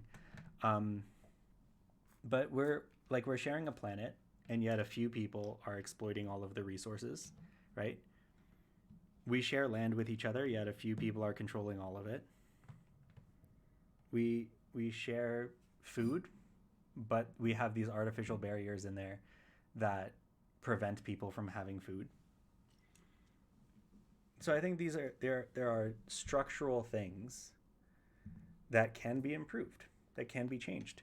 But I think if we just leave it up to the people who try to grab power, who are already trying to grab power, then they're just going to continue to try to grab power, much to the devastation of everyone else, right? I enjoy the idea that if UK disposed of the monarchy, Canada would be confused as to how to take their monarch local. I would vote for Justin Trudeau as monarch, seeing as he already dressed up as Prince Ali for Halloween in the worst way possible. I think fundamentally bad people have the ability to do good if they can get something from it, or it can be changed at a deep level. That's my stance in a bit more detail. Okay. So I agree with what you're saying, but I disagree with your stance, if that makes sense. Because yes, I think bad people can be incentivized to do the right thing. I don't think they are very often, but I think theoretically they could. However, the part that I the part that I disagree with is that if you have to be incentivized by some outside force, outside coercion to do the right thing, I don't think it counts. I don't think it counts as doing good on the part of the person who was coerced.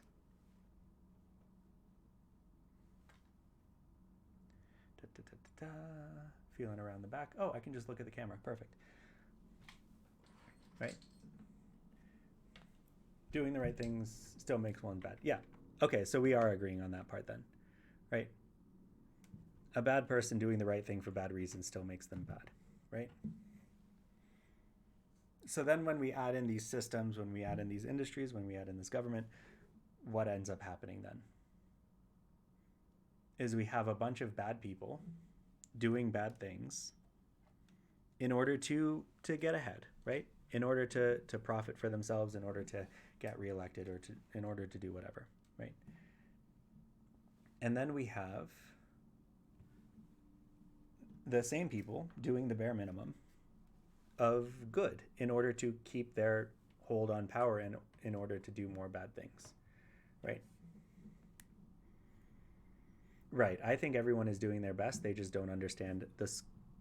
It's just that doing your best is not doing the best. That's where we disagree. But I think people losing the ability to function without tangible incentive.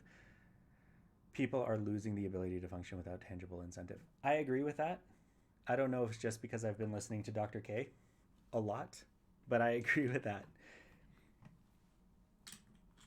We are losing our incentive to do good things more and more because people who don't do good things are benefiting from not doing good things, to put it as simply as possible, right? We're more incentivized to do bad things. Whether we're good or not, we're more incentivized to do bad things.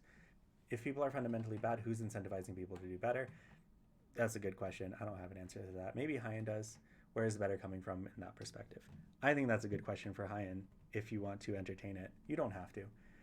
I do think people can be changed to do things good just because it's good, but I don't think humans can solve that bad.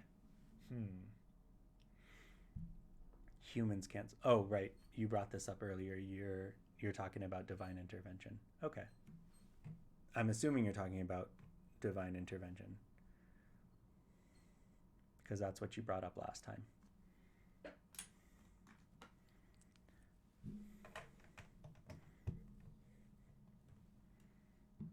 But yeah, going back to what Adel said, we are losing the ability to function without tangible incentive. Because when we look at the incentive structures that we have nowadays, they are so surface level. They're so they're biological. We have biological incentives nowadays, which is like, okay, I'm actually going to turn this around because the instructions have me turn it around and I'm having trouble perceiving. Okay. We have biological incentives. Like right now, we're on Twitch, which is like flashing colors, constant entertainment. It's fueling the I just lost the word. It's fueling our dopamine receptors right now, right? That's the only incentive that most people give us, right? When we look at social media, when we look at digital media, when we look at movies and stuff, it's all dopamine hit, dopamine hit, dopamine hit, dopamine hit, dopamine hit. That's the only thing that we're really working for anymore, right? And that's why, jobs don't have the culture that they used to, right? This is why everyone's hyper focused on, when we look at what employers look at as traditional values in their company, they're talking about community, they're talking about building a sense of pride in your work. That doesn't happen because we don't get that dopamine hit anymore, right? And that's what we're trying to do.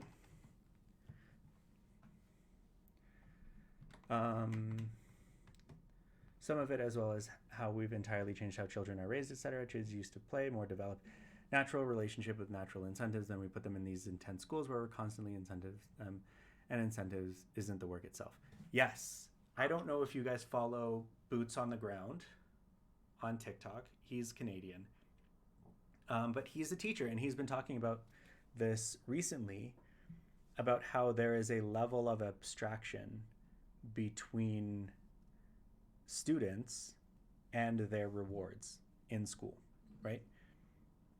Because the grades are pretty much arbitrary as far as a child is concerned when it comes to their school. Like, a child doesn't know what the difference is between an A and a B, right? And it's definitely not connected to their learning. It's connected to their performance on tests.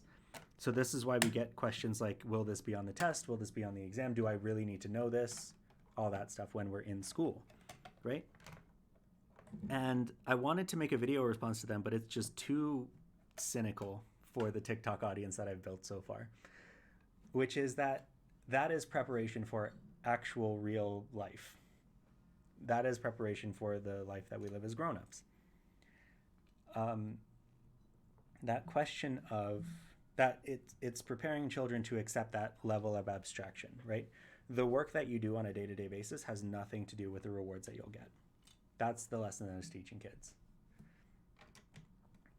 And you need to do that because when your paycheck is not a reflection of the work that you do, when your benefits are not a reflection of the work that you do, that really messes up your brain, right?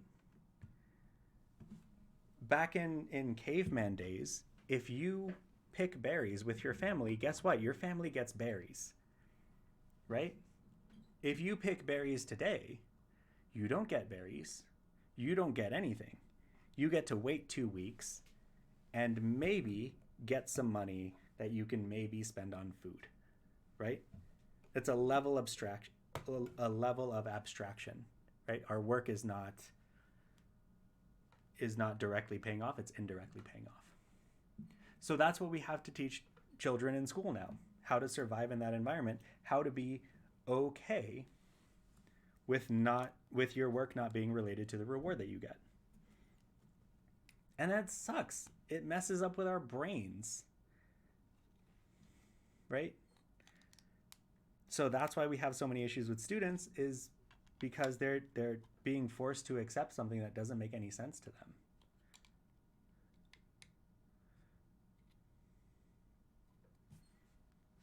All right, I spaced out from the chat. Let me look at what Hyan is saying. Okay, I do think people can be changed to do good things. Just blah blah blah blah blah. Already read that. One would need the Holy Spirit to change a heart. Christian segment. That's what I thought it was. I think that's what you said earlier. Thank you for clarifying. Some of it as well is how we've entirely changed how children are raised, natural incentives. We've put them in these intense schools where they're constantly incentives them. Incentive isn't the work itself. Exactly. I think the incentives would be because people want to be treated well for reasonable, selfish reasons. Not being beat up or shot, so that they can pressure other people to want that also because the other people gain something from it, politicians or whatever. So you're talking about incentivizing leadership to work in the best interests of the people. Okay. And by best interests, you say not being beat up or shot. So really, really low standard for working in favor of the people, but I get it. In the world we live in, I get it. I'm totally not listening to my own music in the background, this to assist my dopamine hit. I'm totally not building Lego in the background of this to assist my dopamine hit. I think consuming a ton really hurts the dopamine. I think it's also the porn hookup culture ruins a ton of it also. Can't speak on hookup culture. I don't have any game. Tons of consuming, not producing is really against how humans work. Yes, yes, yes, yes, yes, yes.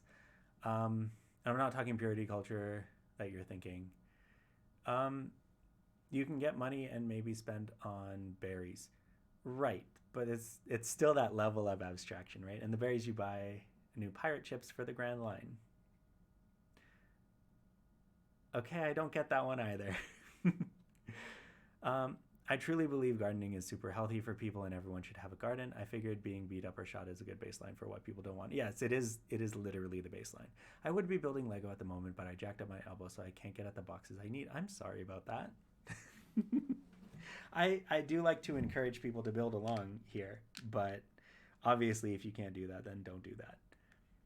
Um, but yeah, the now I'm right there with Hyan with, you know, porn is a symptom of this, and I'm not going to get too into it because other more prominent people have talked about this on their streams. Um, like smarter people than I am, more experienced people than I am have talked about it on their streams. But it feeds the same thing as TikTok does. It feeds the same thing as like mobile gaming does, which is it gives you that quick and easy dopamine hit so that you come back. Could totally get a Lego GF. I don't know. I've worked with some Lego GFs. I don't think I want to get one. Have you seen these Lego people on TikTok? They're a little bit out of control. A little bit out of control. And I'm looking for my 1x2 slopes. Cannot find my 1x2 slopes. Am I looking for my 1x2 slopes? I am. I can't find them. Okay. Um, but yeah, it's all part of that, and yeah, and it all comes back to the same thing because like that's how they get the money out of you. Yeah, and I agree. It does it at higher levels than TikTok usually does. Yes, it's definitely more intense and it's more visceral. Um,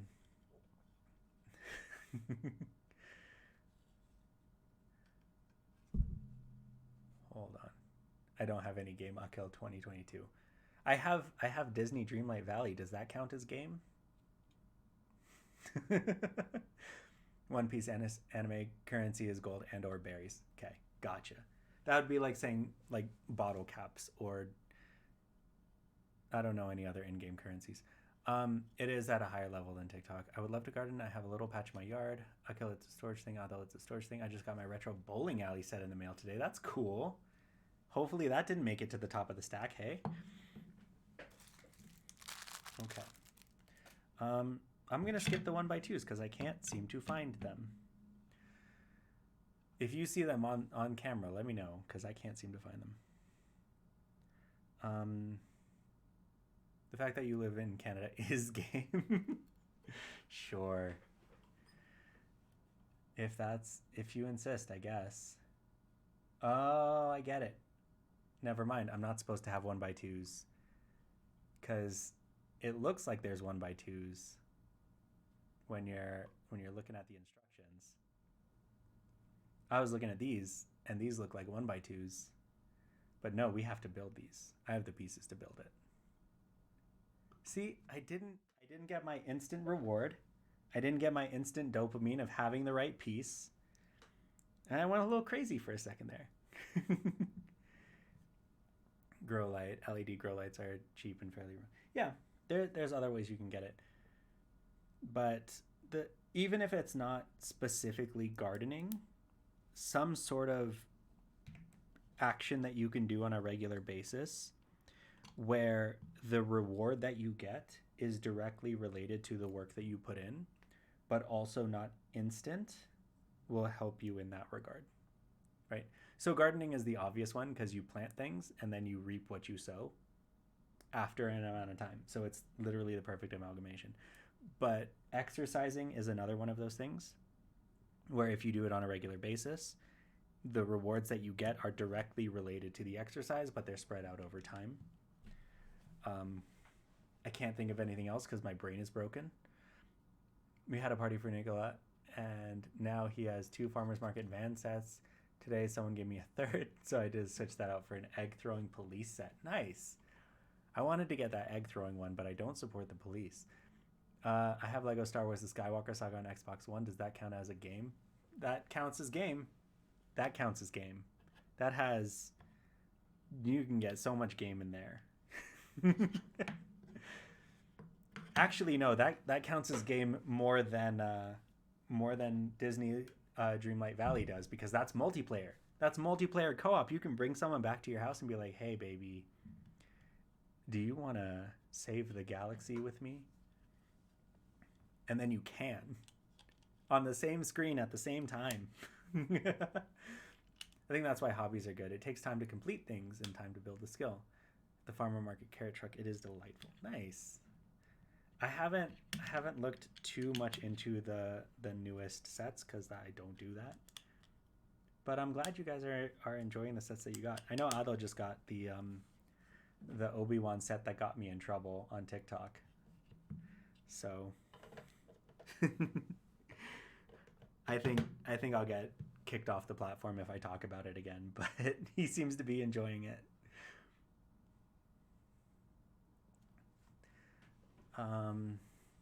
So many sets to build, so very many. Don't have money for Lego. Hi, and you're building a house? I think if I had the option of building a Lego set and building a house, I would pick the second one. Hello, person I found vaguely attractive. Do you want me to play with these Lego? Do you want to play with these Lego people with me? No, don't phrase it like that. That's not how you game. That's not how you get game. Got to open up the conversation, talk about mutual interests, figure it out, and then you go in for it, right? Treat them like a human being. Don't take my advice. That's not real dating advice. I haven't been on a date in like a long time. That's not dating advice.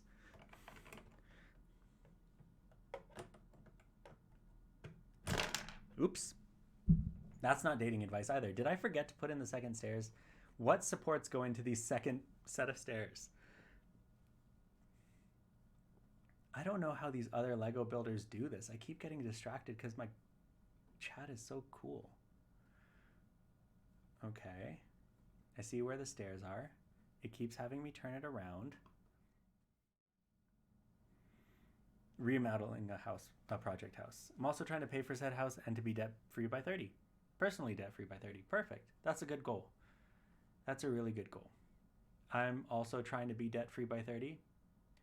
It's not going well. The only debt I have is my student loans. So hey, if Brandon decides to do that before January, then I'll be debt-free by 30. I'll be in the same boat as you.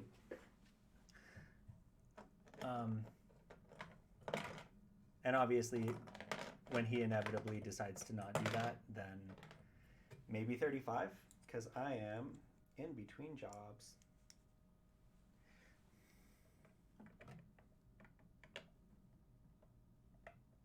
Okay, these stairs just straight up do not fit. These stairs straight up do not fit. Oh my goodness. Aiming for 32. That's good. It's good to have goals, right? Find writing music is such a great dopamine release. I write things, then it takes me like a week to finish it, and then I get a hit a day or two later when I release it, and the brain gives me good chemicals. Yeah, see? That's good. Art. Art is the one that I'm forgetting. Singing, choreographed dancing, painting, producing music, drawing, animating, voiceover work, all of those things can get you what you're looking for. You know what doesn't give you a dopamine hit is not being able to put in stairs after you forgot to put them into your Lego fire station. That's not a dopamine hit at all. At all.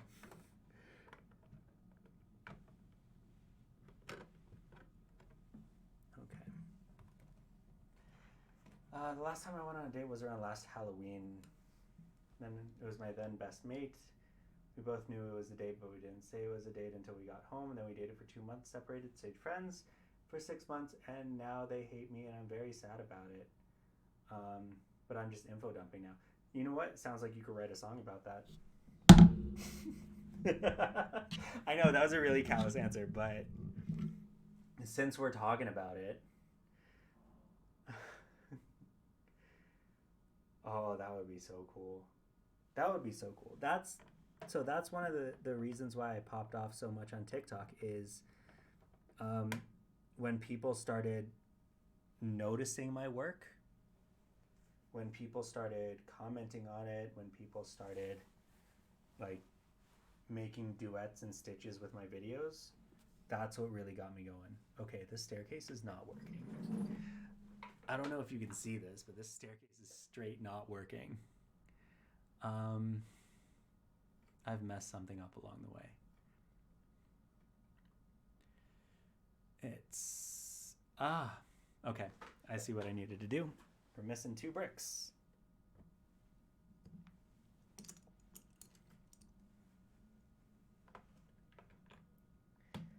Yeah.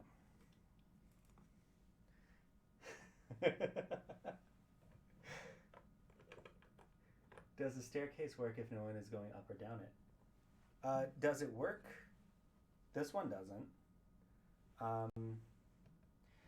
But since we're talking about utility and action and production, I think a staircase still has value, whether somebody uses it or not, with one exception. Because the staircase still has the potential to provide value to people. And I think that's an important consideration. Just like I think that people who live in a country with a government should be taken care of because they have the potential to do stuff. I don't think anyone is useless, right? Thank you for resubscribing with Prime. I appreciate that, Hyan. Still haven't used Lego or Star Wars to explain something. I'm using the Lego stairs. Does the stairs not work? The stairs, whether or not somebody is on it, the stairs still have value.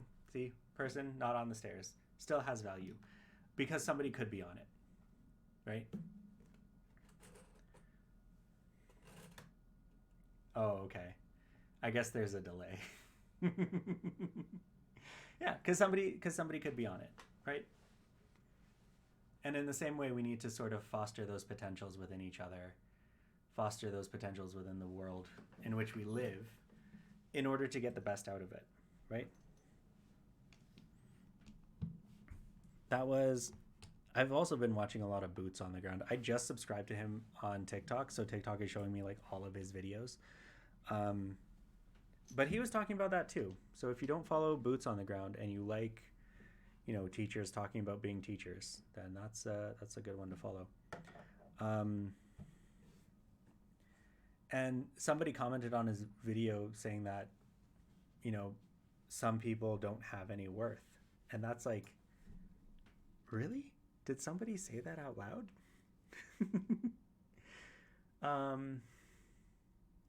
Are you good at editing it post? I'm assuming you're asking Alex about their music. Sorry, I did it again. There's plenty of stairs, but no handrails. There are no stairs in Star Wars. There's lots of stairs in Star Wars, especially in Lego Star Wars, the video game. How do you think you get around Endor so much without all those stairs? I tried to subscribe without Prime, but Twitch is being late. That's all right. I appreciate you using your one Prime subscription on me. Thinking someone has no worth. Exactly. It's gross and it's weird to think that somebody has no worth when you say it out loud like that. But then we look at, people being treated like they have no worth. And that's just a normal everyday occurrence. Rope ladders on Endor. Not in the video game. In the video game, there's stairs. There's stairs and there's bridges and there's like 2 elevators. Yes, I had to run around Endor that much that I know how many elevators there are. Human life is inherently valuable. That's what I'm saying. Human life is inherently valuable. Hot take. Akil Hot Take Tuesday. Human life has value.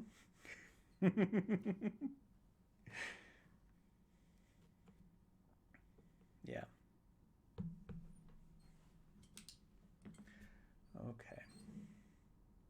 Also, Hot Take Tuesday. Akil keeps missing steps. Why does Akil keep missing steps?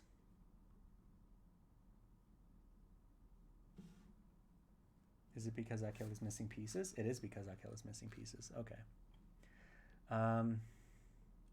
It is, but eugenics by a different name. I should probably read the terms of service of what I'm allowed to say on stream, because I feel like I'm just going to get banned by talking about this kind of stuff. But yeah, it is eugenics by a different name. Cultural Bolshevism, cultural wokeism, all these new fun words that we come up with.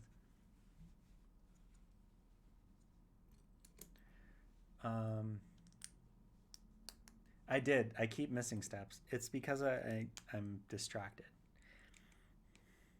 If you guys were like other Twitch chats and just said stupid stuff all the time, then I wouldn't be missing steps. I would be ignoring you and not missing any steps. But because, thank you for the hydration check.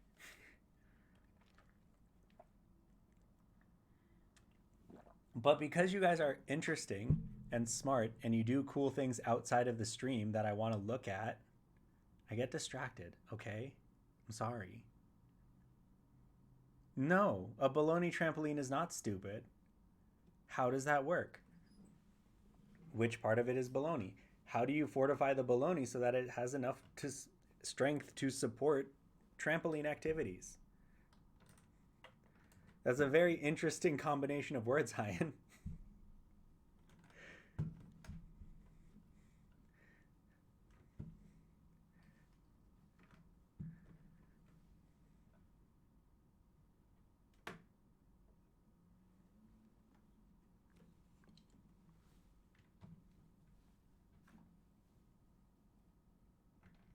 See, I missed this part too. It's a quote from 2017 DuckTales. Okay, I have not caught up on DuckTales. I watched the first 3 episodes on a plane and I haven't caught up since then. Lately, I've realized how many people actually unknowingly hold eugenics views. Yeah, because they're so ingrained, right? And that's, I mean, I think I've talked about it on TikTok already. Not specifically about eugenics, but how our brain, it's kind of like what I talked about yesterday, today. I don't know. I pre-record my TikTok, so I don't know what I talk about on what day. But this idea of our brain takes shortcuts. And sometimes we take shortcuts when figuring out other people. And so that shortcut becomes, is this... I should spend the time watching it. I love everybody in the cast of DuckTales, of new DuckTales. It's got David Tennant, which is nice. It's got Danny Pudi. It's got Ben Schwartz. It's got another guy whose name I forget. But we're so preoccupied with trying to find value. Like, what is the value of this situation? What is the value of this person? What is the value of this interaction, right? And so what ends up happening is we boil down people, complicated people, to a value. Is this person good or bad, right? Sometimes that value is based on surface level stuff. Does this person look like me? Does this person talk like me? Does this person hold the same views that I do?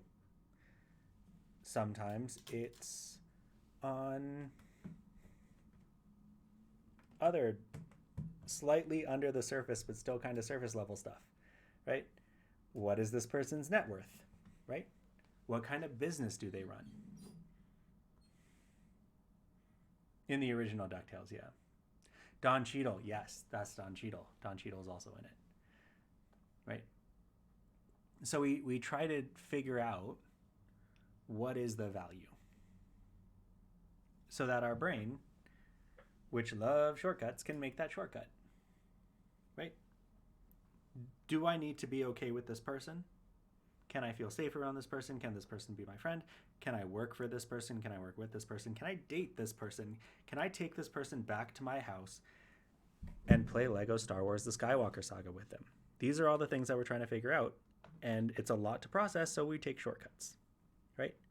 And those shortcuts then result in biases, right? The classism, the racism, the xenophobia, the bigotry, all that stuff, right?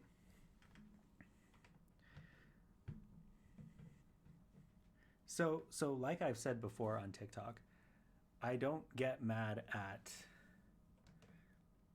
people who have these biases. I get mad at people who leave these biases unaddressed and don't try to fix them, right? Because it's natural for our brains to make these shortcuts. It's natural for our brains to make these judgments based on these shortcuts. I'm not going to fault anyone for that.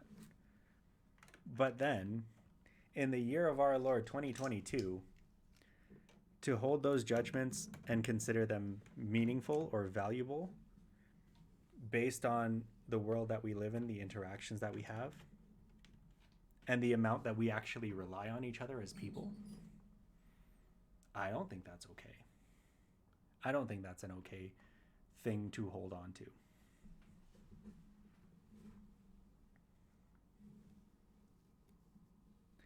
Dang it. I used the gold helmet inside. I need the gold helmet on the outside. Sorry, frog.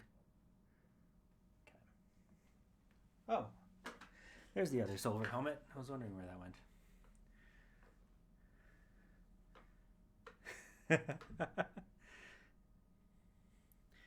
It is, Chunks, I need you to understand how difficult it is to remove a player 2 from Lego Star Wars The Skywalker Saga. If you are playing co-op, it is very difficult when somebody falls asleep to remove their character. I'm just saying. So you need to be cognizant of that. All relationships are a give and take. You need to be cognizant of that. I think most people don't try to have a bias. Sometimes it happens. And I don't think it's bad most of the time. Yeah. Biases are, they still serve a purpose, right? They keep us safe, right? Your instinctual, hey, this guy has a gun, I should not be here, that's a good bias to have, right? So the biases, I don't think the biases would have existed if they didn't serve a function, right? The problem is that we're relying on them more than we should nowadays, right? Yeah, exactly.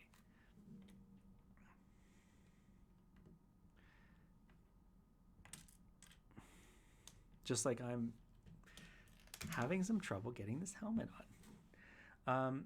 I have an auntie who says a lot of the stuff that the right-wing reactionaries say, and I'm trying to get her to understand why some of the stuff she says is harmful. I'm curious as to how you're doing that, because I'm assuming, because she's quoting the reactionaries, that she's getting a lot of information directly from the reactionaries. And if that's where her credible information is coming from, then, I mean, it's not the nicest way to say this, but you can't smart somebody out of a situation that they stupided themselves into. So you need to look at how she's getting her information and how that information is sitting with her, and then combat it that way instead of just, whatever is valuable to you as far as rhetoric is concerned may not be valuable to her. If I'm in a bad neighborhood, I don't want to stick around, but that neighborhood might not just care about me. Right. And then what are the things that you use to determine that you're in a bad neighborhood is the next question. Oh my goodness. What? Was this on the box? Hold on.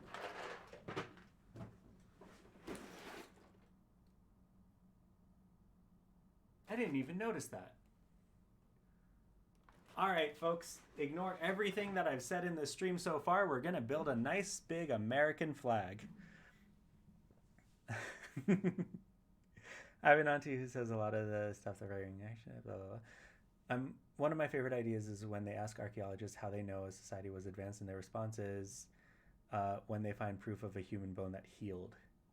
It showed that those people understood the value of a community and supporting those who were disadvantaged. Yes! Yes. There was a huge breakthrough in archaeology because they found Neanderthal bones that had been healed. They had been attacked by, I think it was a tiger, and healed. If it looks poor is probably the first thing. Bars on the windows, houses need in TLC, etc., etc. I don't think there's anything else really. Right, exactly. So those judgments are where the biases come in, right? Because that one specifically, and there's an episode of 99% Invisible about this if you're into podcasts. That one specifically is more of a vicious cycle, right? If you have a dilapidated neighborhood, then people are going to care about it less and they're going to treat it a little bit worse, right? And if you treat it a little bit worse, then it gets more disheveled and more destroyed. And then if it's more destroyed, then people treat it worse, and then it gets more destroyed, and then people treat it worse, and then it gets more destroyed, and then blah, blah, blah, blah, blah, blah. So that's something that we need to look at. Poverty tends to lead to crime. I live in a fairly poor area, but crime isn't bad here, but it's not extremely poor. Right. So my question, if we're examining our biases here, and if you don't want to examine your biases, you don't have to answer, right? What makes you, what are the red flags that say this is an impoverished neighborhood where crime is going to be, as opposed to this is a poor neighborhood where crime isn't going to be? Like, how are you making that judgment? What are the sorts of things that you're looking for? And anyone who can't afford will move. yeah. I guess if affordability was the only criteria for somebody to move, then sure, I agree. I don't think it is. I think there are reasons why people stay in neighborhoods that may be falling apart that aren't simply financial. My neighborhood has a reputation of being really sketchy, but the crime isn't that bad. In the 2 years that I've been here, people have been stabbed and armed police have been called once. Sure. Like, if I can give a personal example, I live in downtown. If you're familiar with the Calgary area, I live near a place called Crack Max. If you're not from Calgary, you can probably assume why it has that nickname.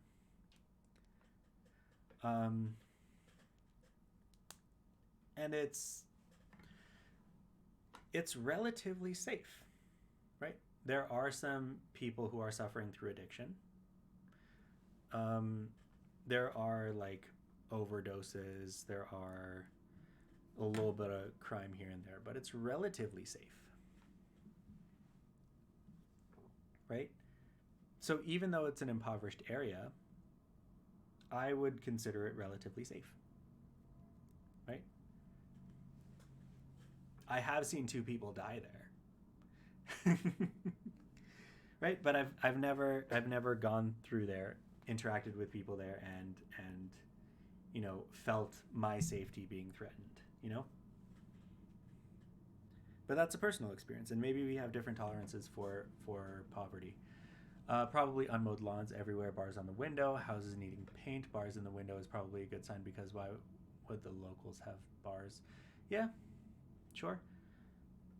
I mean, I don't mean to sound dismissive with my sure. That's not my intention, but these are the things that you're looking for. So I'm down for cleaning up an area, but pay the locals to do it. People tend to care about things that they personally do. That's exactly it.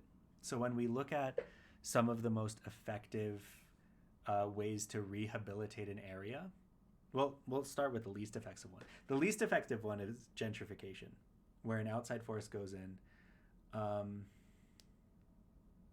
2 death stabbings in their neighborhood. No, one of mine was a suicide. And the other one, I think, was just an overdose. There's a lot of overdoses around here.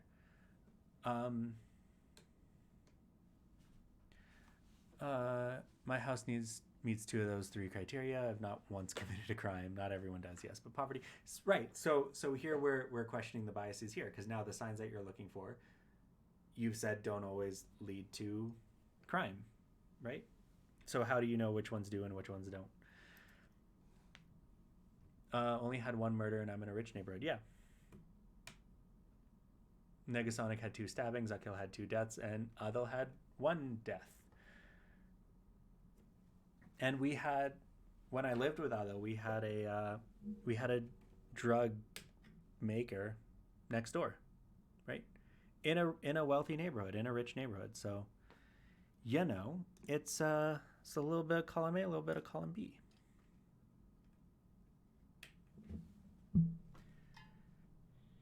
But, right. So those are the things that we need to look at, and then the next question is: are those valid reasons? Are those invalid reasons, etc., and so forth? That's a whole nother conversation for a whole nother time. There's an increased chance, right? There's an increased chance, and right, like our brain likes to take those shortcuts. An increased chance means, you know what? I'm not going to compromise my safety. I'm gonna get out of here. Oh, it was confirmed a meth lab. I wasn't sure the specific drug. There's a grow room in the attic of one of the houses in the neighborhood. Right. So you just said that your neighborhood didn't have crime, but that sounds like a crime. I don't know where specifically in the United States that you live, but private production of those things tends to be a crime.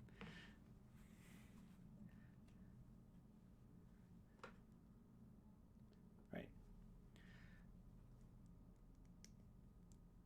That's just one of those things to look at, right? And I'm not trying to pick on you specifically. It's just you're the one that's responding. The house was condemned and foreclosed, and a few people moved in. Then they had hydroponic tomatoes growing in the basement and a fish poo fertilizer. Nice. I mean, crime that I actually care about. Right. So that's another one of the biases, right? Which crimes do people care about? There was, I'm assuming this was before your time, but there was a massive, massive campaign in the United States to demonize the usage of weed, to say that weed makes you kill people, etc., and so forth. And all that was happening while meth was legal. So it really depends on what crime you care about and why you care about the crimes as well, right? So the point that I'm trying to make is, as we're dissecting these questions, as we're asking, why do we think this? Why do we think that? Why do we think this? Why do we think that?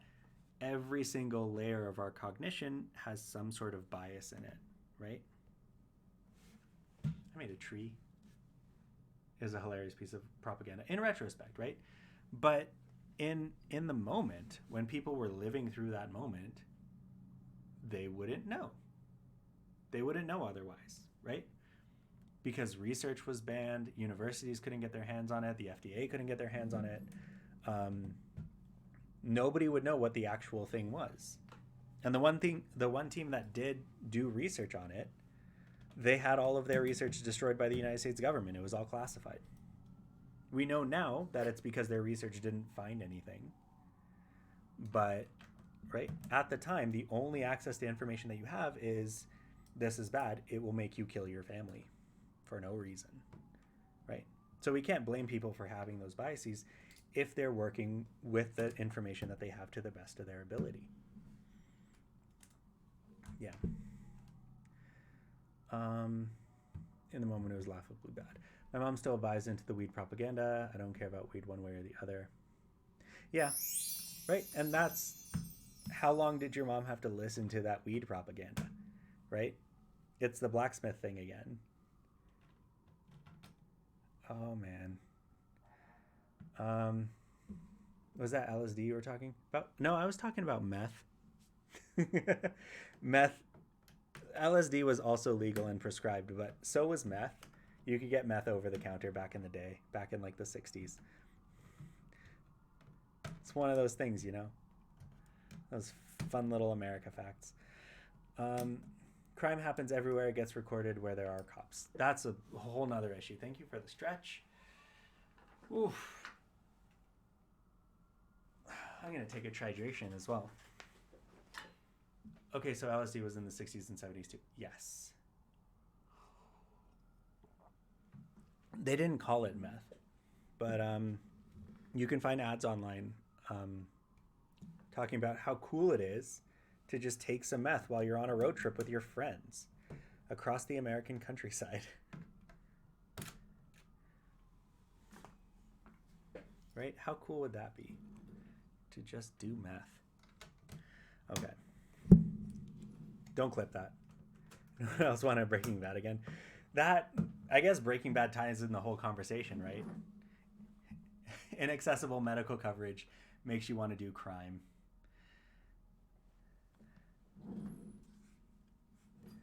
Da, da, da, da.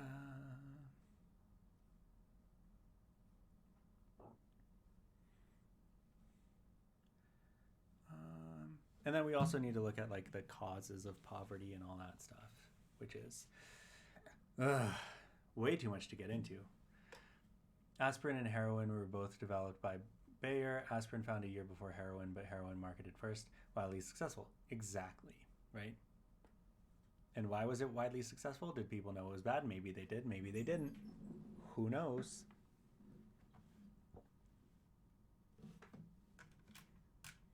Who knows? Cleaner Girl PSA still gets stuck in my head on occasion. Is that the one with the frying pan? I only know the one about the frying pan. Right. Causes of poverty are a bunch of things, right? But this is what I've been fighting in my TikTok comments the few times I choose to, talk about them, which is this mentality that if we can't fix all the problems, we should fix none of the problems, right? So yes, poverty is a complicated issue with many different causes that all interact with each other. But just because we can't solve 100% of poverty, does that mean that we shouldn't pursue solutions to some aspects of poverty, right? Social media is terrible for nuance. That's why I'm having a, how long is this stream been going on? 4-hour stream talking about a bunch of stuff. No, not the frying pan. It's a 30-second song about someone who can't stop cleaning because they're on meth. That sounds cool. I wish I could not stop cleaning. Not in a bad way. Our massive rabbit hole, we need a whole other stream to get into. Good thing we have 2 bags. This is just bag 1. Let's see here. I have so many extra pieces here that I need to use. Not the person's been used. That I gotta figure out. These ones. This one's fine. But these pieces, I gotta figure out where these go. I'm assuming they go back here somewhere, but I'm just trying to find where they go in the instructions. Nobody clip it. Okay, these pieces go back here.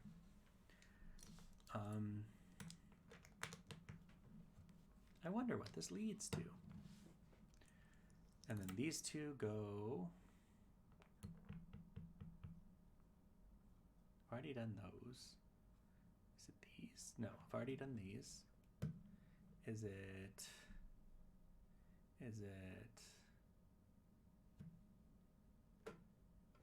Does it go underneath? No, I already got those.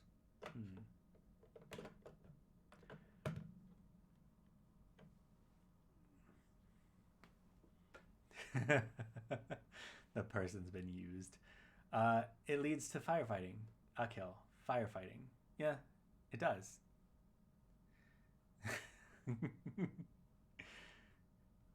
Hopefully the point of this whole thing leads to firefighting. The time that I spent listening to my own music in the background, I realized how much my music has improved in quality over the last 18 months. Oh, you've been going through the backlog. Dang, that's got to be interesting.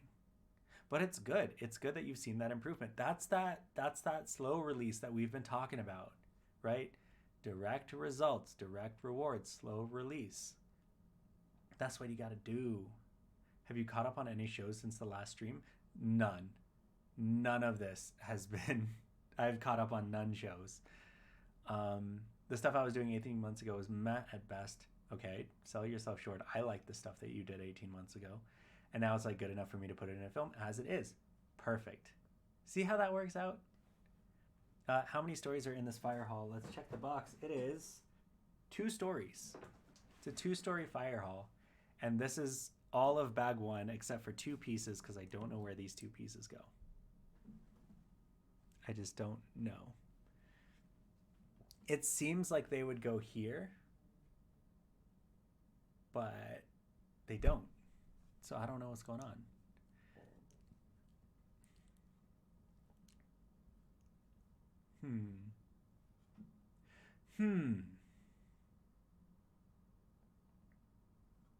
Interesting. BRB in a bit. Shows Echo needs to catch up on according to Adel. Miss Marvel, She-Hulk, please add to the list, chat. Or don't. Or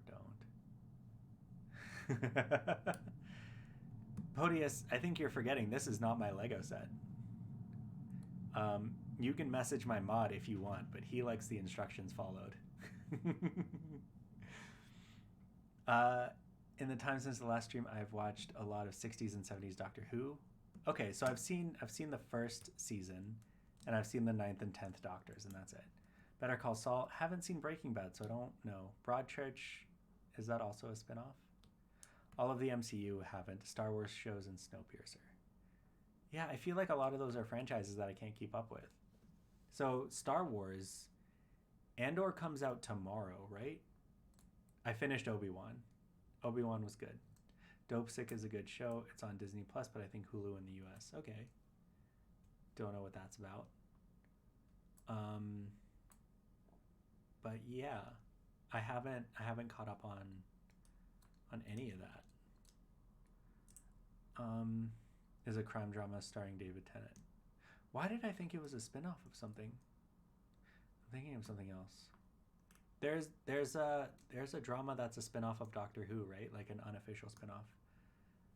A second Adel, She-Hulk, and Miss Marvel. Yep, I need to watch that at some point. Dope Sick is about the opioid crisis. I think we covered that. I think we covered the opioid crisis enough. Torchwood. That's what I'm thinking of. Torchwood. I'm thinking of Torchwood. Yep, that's the one. Haven't seen that either.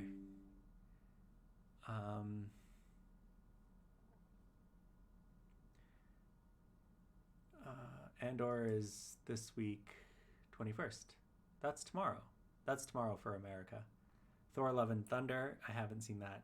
Raya and the Last Dragon. I haven't seen that. Pinocchio. All 3 Pinocchios. Haven't seen that. It's today for Negasonic. Negasonic gets it today. Actually, it might be today for us too, because we're getting close to 9 p.m. Speaking of which, this has been a nice 4-hour stream. After I said this is going to be a 2-hour stream. But we finished bag 1, except for these 2 pieces. So I think we can pick it up next week on Tuesday. How do you guys feel about that? How do you guys feel about picking this up next week on Tuesday? Now that my lighting is balanced out, I can kind of like reduce the brightness on all of these so that I'm not all washed out. And then hopefully by the next stream, I will have blackout curtains so that I gotta watch Baymax too. Baymax is a short one, right? I gotta watch Baymax and My Name is Groot. Not My Name is Groot. I Am Groot. The new Cars show. I saw a clip of that on TikTok and I got spoiled, so now I don't want to watch it. The new Cars show.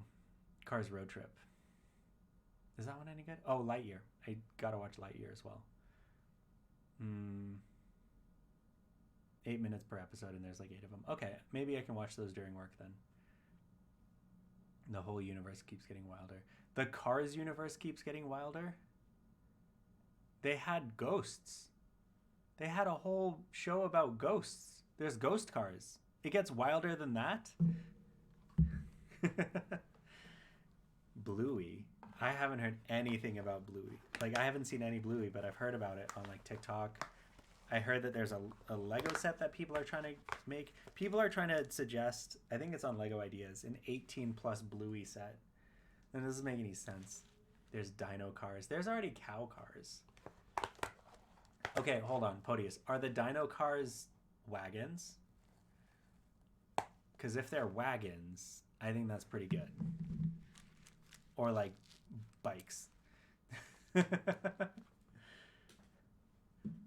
I might actually look this up. Hold on. Disney Plus. Disney Plus.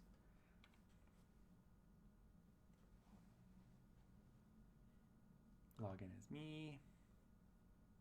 Okay. Search for cars. Cars on the road.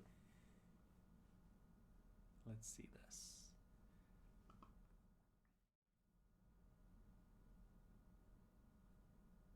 Oh, they're like monster trucks.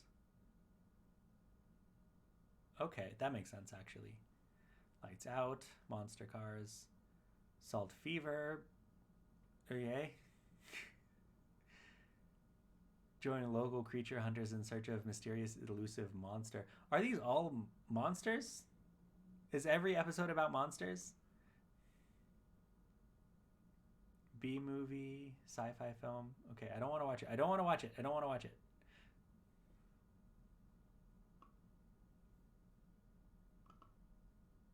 Getting hitched. Aw, cute. Mater has a sister? Okay. Oh, it's all the first episode of this show. It was pleasant. Oh, all you saw. Okay. Add DuckTales to the list.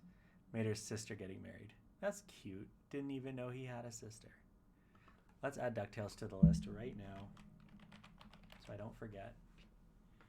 The new one. Shorts. I don't know why, but like every time I search something on Disney Plus, Hocus Pocus 2 shows up. It's weird. Did you guys notice that on my Little Mermaid? Oh, see, I've already started. And it's on my watch list. But did you guys notice on my Little Mermaid video on TikTok when I had the screenshot of Disney Plus and it was like Little Mermaid, Little Mermaid, Little Mermaid, Hocus Pocus 2? I haven't seen Hocus Pocus 1, so I don't even know. Mira the Royal Detective, Tarzan and Jane I've seen. Rocketeer, Tron, Three Musketeers, DuckTales, there it is. Little Mermaid Live I've watched. There isn't a specific reason I haven't watched Miss Marvel. There's a general reason that I haven't watched a lot of stuff, which is my brain has been broken for the last few weeks and I haven't been able to concentrate long enough to watch something. I do have full intention of watching Willow. That looks bloody good. I heard that Willow was like an absolute game changer for the film industry, and it's Warwick Davis's favorite movie that he's done. Now, I'm a huge fan of Warwick Davis as an actor, so I'm excited to see what he thinks is the best thing that he's done. If that makes sense. I want to watch the old Willow again first, but is it on Disney Plus? Is this not the old Willow? This is the old Willow. This is the 1988 Willow. Is there a new Willow that I'm not aware of? Okay, it's behind the chat, but it says it's 1988. Is there a new Willow?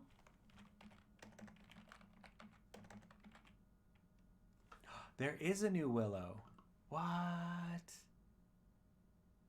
Oh, it hasn't come out yet. The Willow TV show coming out. They released a trailer for it. I can't tell. Is that Warwick Davis? Is that... That's the lady that they keep putting in the Disney stuff. You guys can't see it. It's in the chat. Let's see if we can watch the trailer here. You think you know what is real and what isn't. Oh no. Oh no, you can't see the trailer. That's crazy. I didn't even realize that. Erin Kellyman, that's the one.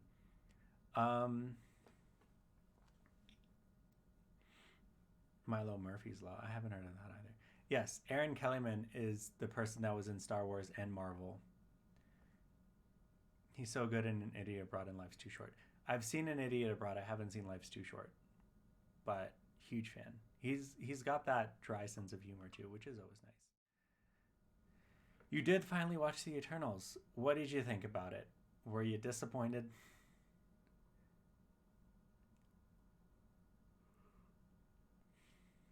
Kellyman is only 23 as well. And she's been in everything. Well, not everything, just the big three. Star Wars, Marvel, and I guess Lucasfilm. Is Willow still part of Lucasfilm? Halfway through the Eternals. Yeah, I got bad news for you, Hein. It doesn't get any better after that. It's one of those. But that's all good. All right. Davies was in Doctor Who in 2013. He was funny. He was fun. Was he?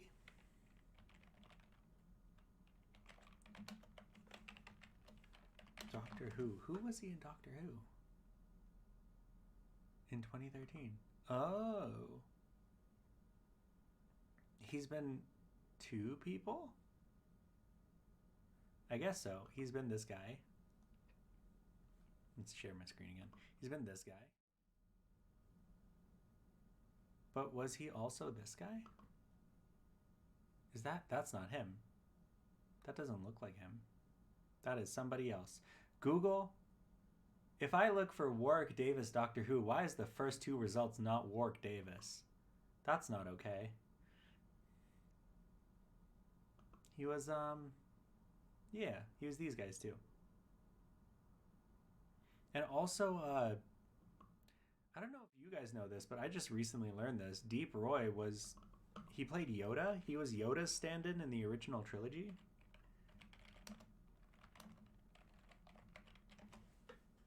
So apparently they had a puppet, and then they also had a guy dressed up as Yoda for like the walking shots and stand-in and stuff.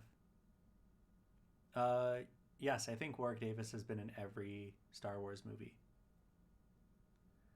Oh.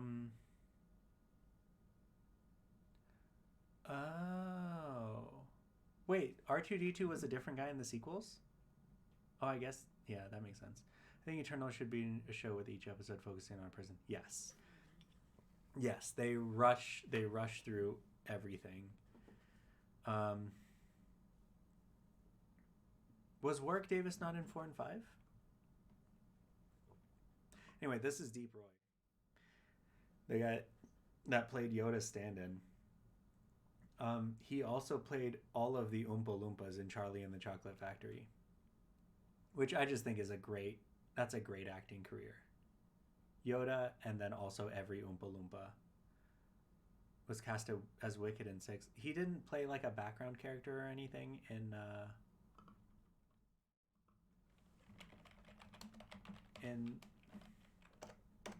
anything. 1, 2, 3, 6, 7, 8, 9. And he was also in Rogue One. I remember him in Rogue One. He played 2 characters in Rogue One. Was he not also in... Okay. Let's pull up his IMDb. Valeria 3D. Cool. Willow. Moomin Valley. Don't know what that is. Double Trouble, Molly. Star Wars, Rise of Skywalker. Okay. Maleficent, Mistress of Evil. Haven't seen that. He was in Solo. He played Weasel. Don't know who Weasel is, but he was there. Oh, he was in Hogwarts Mystery. That's good to know. He was in Star Wars Rebels, so that counts too. Star Wars Episode 8, Last Jedi. Rogue One. Star Wars Episode 7.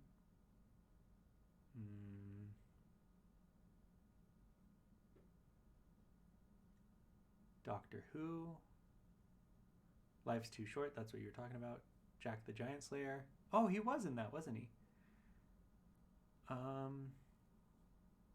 Adventures of Merlin. Am I High? Don't clip that. Hitchhiker's Guide to the Galaxy. He was the body of Marvin, and Alan Rickman was the voice of Marvin. If you haven't seen Hitchhiker's Guide to the Galaxy, definitely check it out. It's nothing like the book, but it is the spirit of the book. So that's why I like it. And all the HP movies, and apparently the HP video games and stuff too. You see earlier that I'm watching Star Wars in chronological order since I've seen very little of Star Wars outside 1 through 6 and none of the Disney stuff. I must have missed that earlier. But good luck. I barely even remember 1 through 6. So hopefully those are included in your rewatch. Rogue One. Weetief QB. Yeah, he's the terrorist with a huge mouth. There he is. Phantom Menace. I've just been scrolling. I missed the Harry Potter ones. Snow White, the fairest of them all. I also mentioned that one on TikTok. It's got the Asian Snow White, half Asian Snow White. Very cool. Adventures of Pinocchio. Leprechaun, Leprechaun, Leprechaun. Zorro. Prince Caspian. Didn't realize he was in that. Willow from 1988. Star Tours. Uncredited in Star Tours. Dang. Battle for Endor and Ewok Adventure. I did not realize he was in that.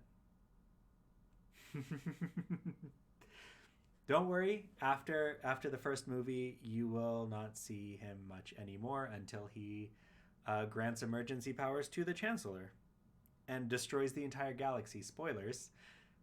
I mean, I guess you've already seen the movie, but so was Star Wars his first movie? I guess he was like a little kid. He was a teenager when he was in Star Wars.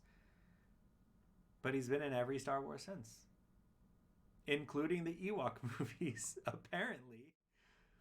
The Ewok movies are also on Disney Plus. If you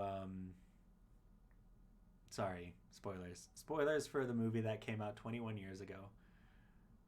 I guess 2005. It came out 17 years ago. Yeah.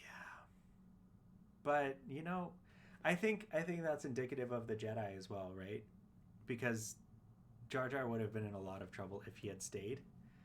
So the Jedi helped him out, helped him get to a better place, and then that was foreshadowing when they had to pick up Anakin, right? It's like, all right, we're Jedi, we care for things that are not doing so hot in their current environment. Yeah. Brick separators in the chat for typing 13 too slow. Yeah, but it's good. It's good. Warwick Davis is great.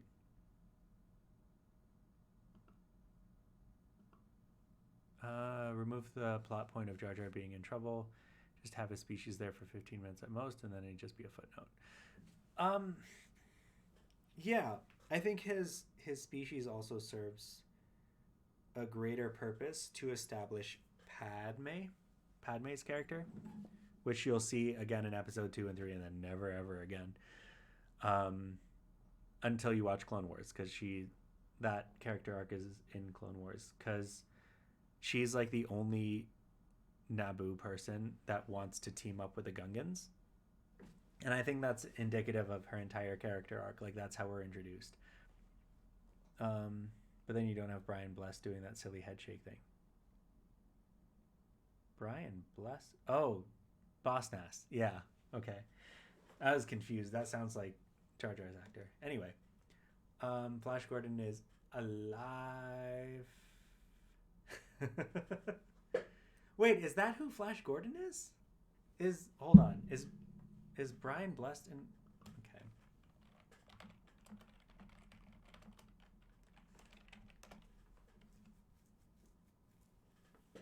He's in Flash Gordon. Okay.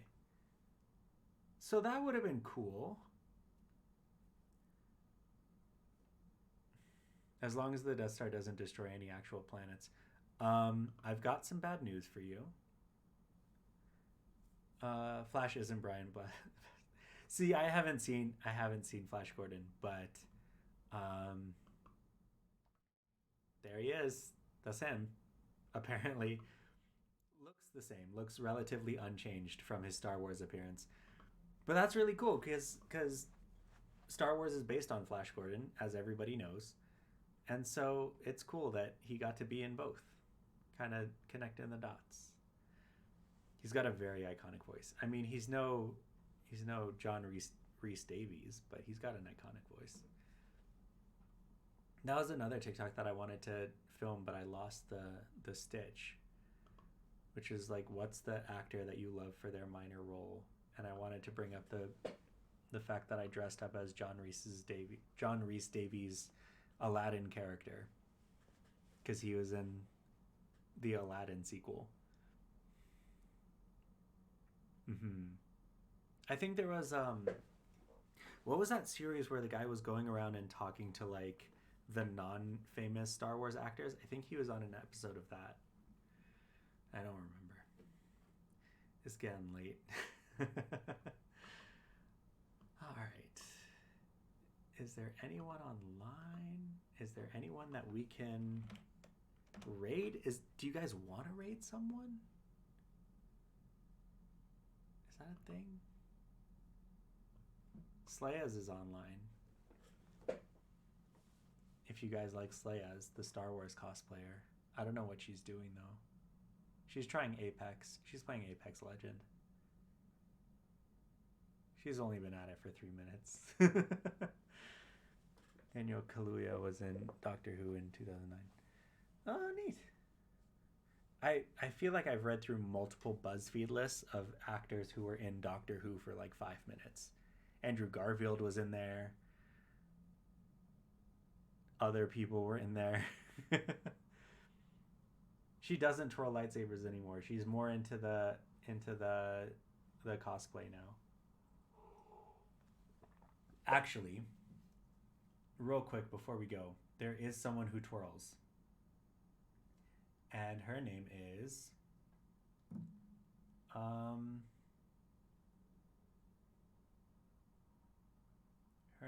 hold on, Darth Zandra. Podius got it. Darth Zandra. Yeah, Darth Zandra does the twirling now. She does twirling and Star Wars memes. So if you need your lightsaber twirling and Star Wars memes fix, Darth Zandra with an X. Xandra. I had to actually look that up. I'm not good at remembering names. Fantastic. I got a bunch of comments on my video today about she does have Nito glasses, about the pronunciation of Afghanistan, because apparently there are people who have never ever heard it pronounced that way. So I was gonna make a video response to it, but I just opened up TikTok and somebody already responded. So I may still make the video because I want to talk about the differences of pronunciations. If Instagram mutuals count as degrees of separation, I'm 1 degree separated from Russell T Davies because one of the actors from Torchwood follows me on Instagram for some reason. That's pretty cool. Hydration check.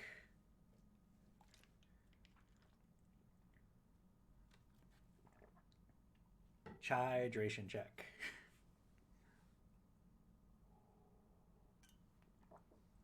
What did Hyan oops? Did Hyan mess something up? Were you trying to send a command?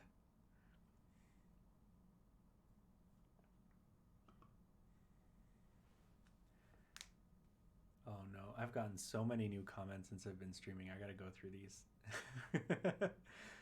Well, I have one when I can have both. Well, yeah. Chai's almost done. I'm just gonna finish it off. Delicious. And it's in an Akhil Danani brickhead mug with a front and back brickhead. So nice. Thank you guys so much for joining my stream. I'm sorry if it went a little bit too long. I know some people fell asleep along the way.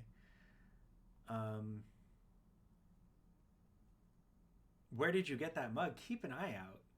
Keep an eye out on that. I will probably be dropping that next stream.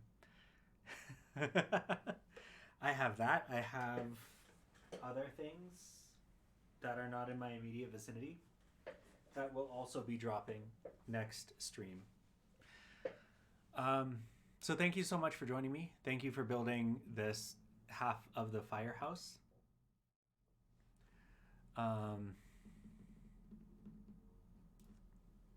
Hey Alex, you listening to your own music also kept you occupied. Yeah, it's chai. It's chydration. Chydration. It is like syrup chai. It's not actual chai, but maybe next time I'll have actual chai. Who knows? And I still got to try out the blue chai recipe that we were talking about. Chadration. That's what this one should be. I should have a chadration, which is the gamer juice. Thank you guys so much for joining me. I will see you tomorrow on TikTok, and I will see you next week while we finish this. Change the camera again. This whole thing. And then the week after that, if I can get the charity stuff set up, and if I can get the word out, if I can get it all done, then the week after will be the charity stream. Unfortunately, I have to do it for an American charity, so it'll be going to the Trevor Foundation. But I will have links to UK-based charities that are more relevant to the situation as well, so that if you don't donate here, you can donate there if you want to. Only if you can, obviously. Thank you guys so much for joining, and I will see you tomorrow.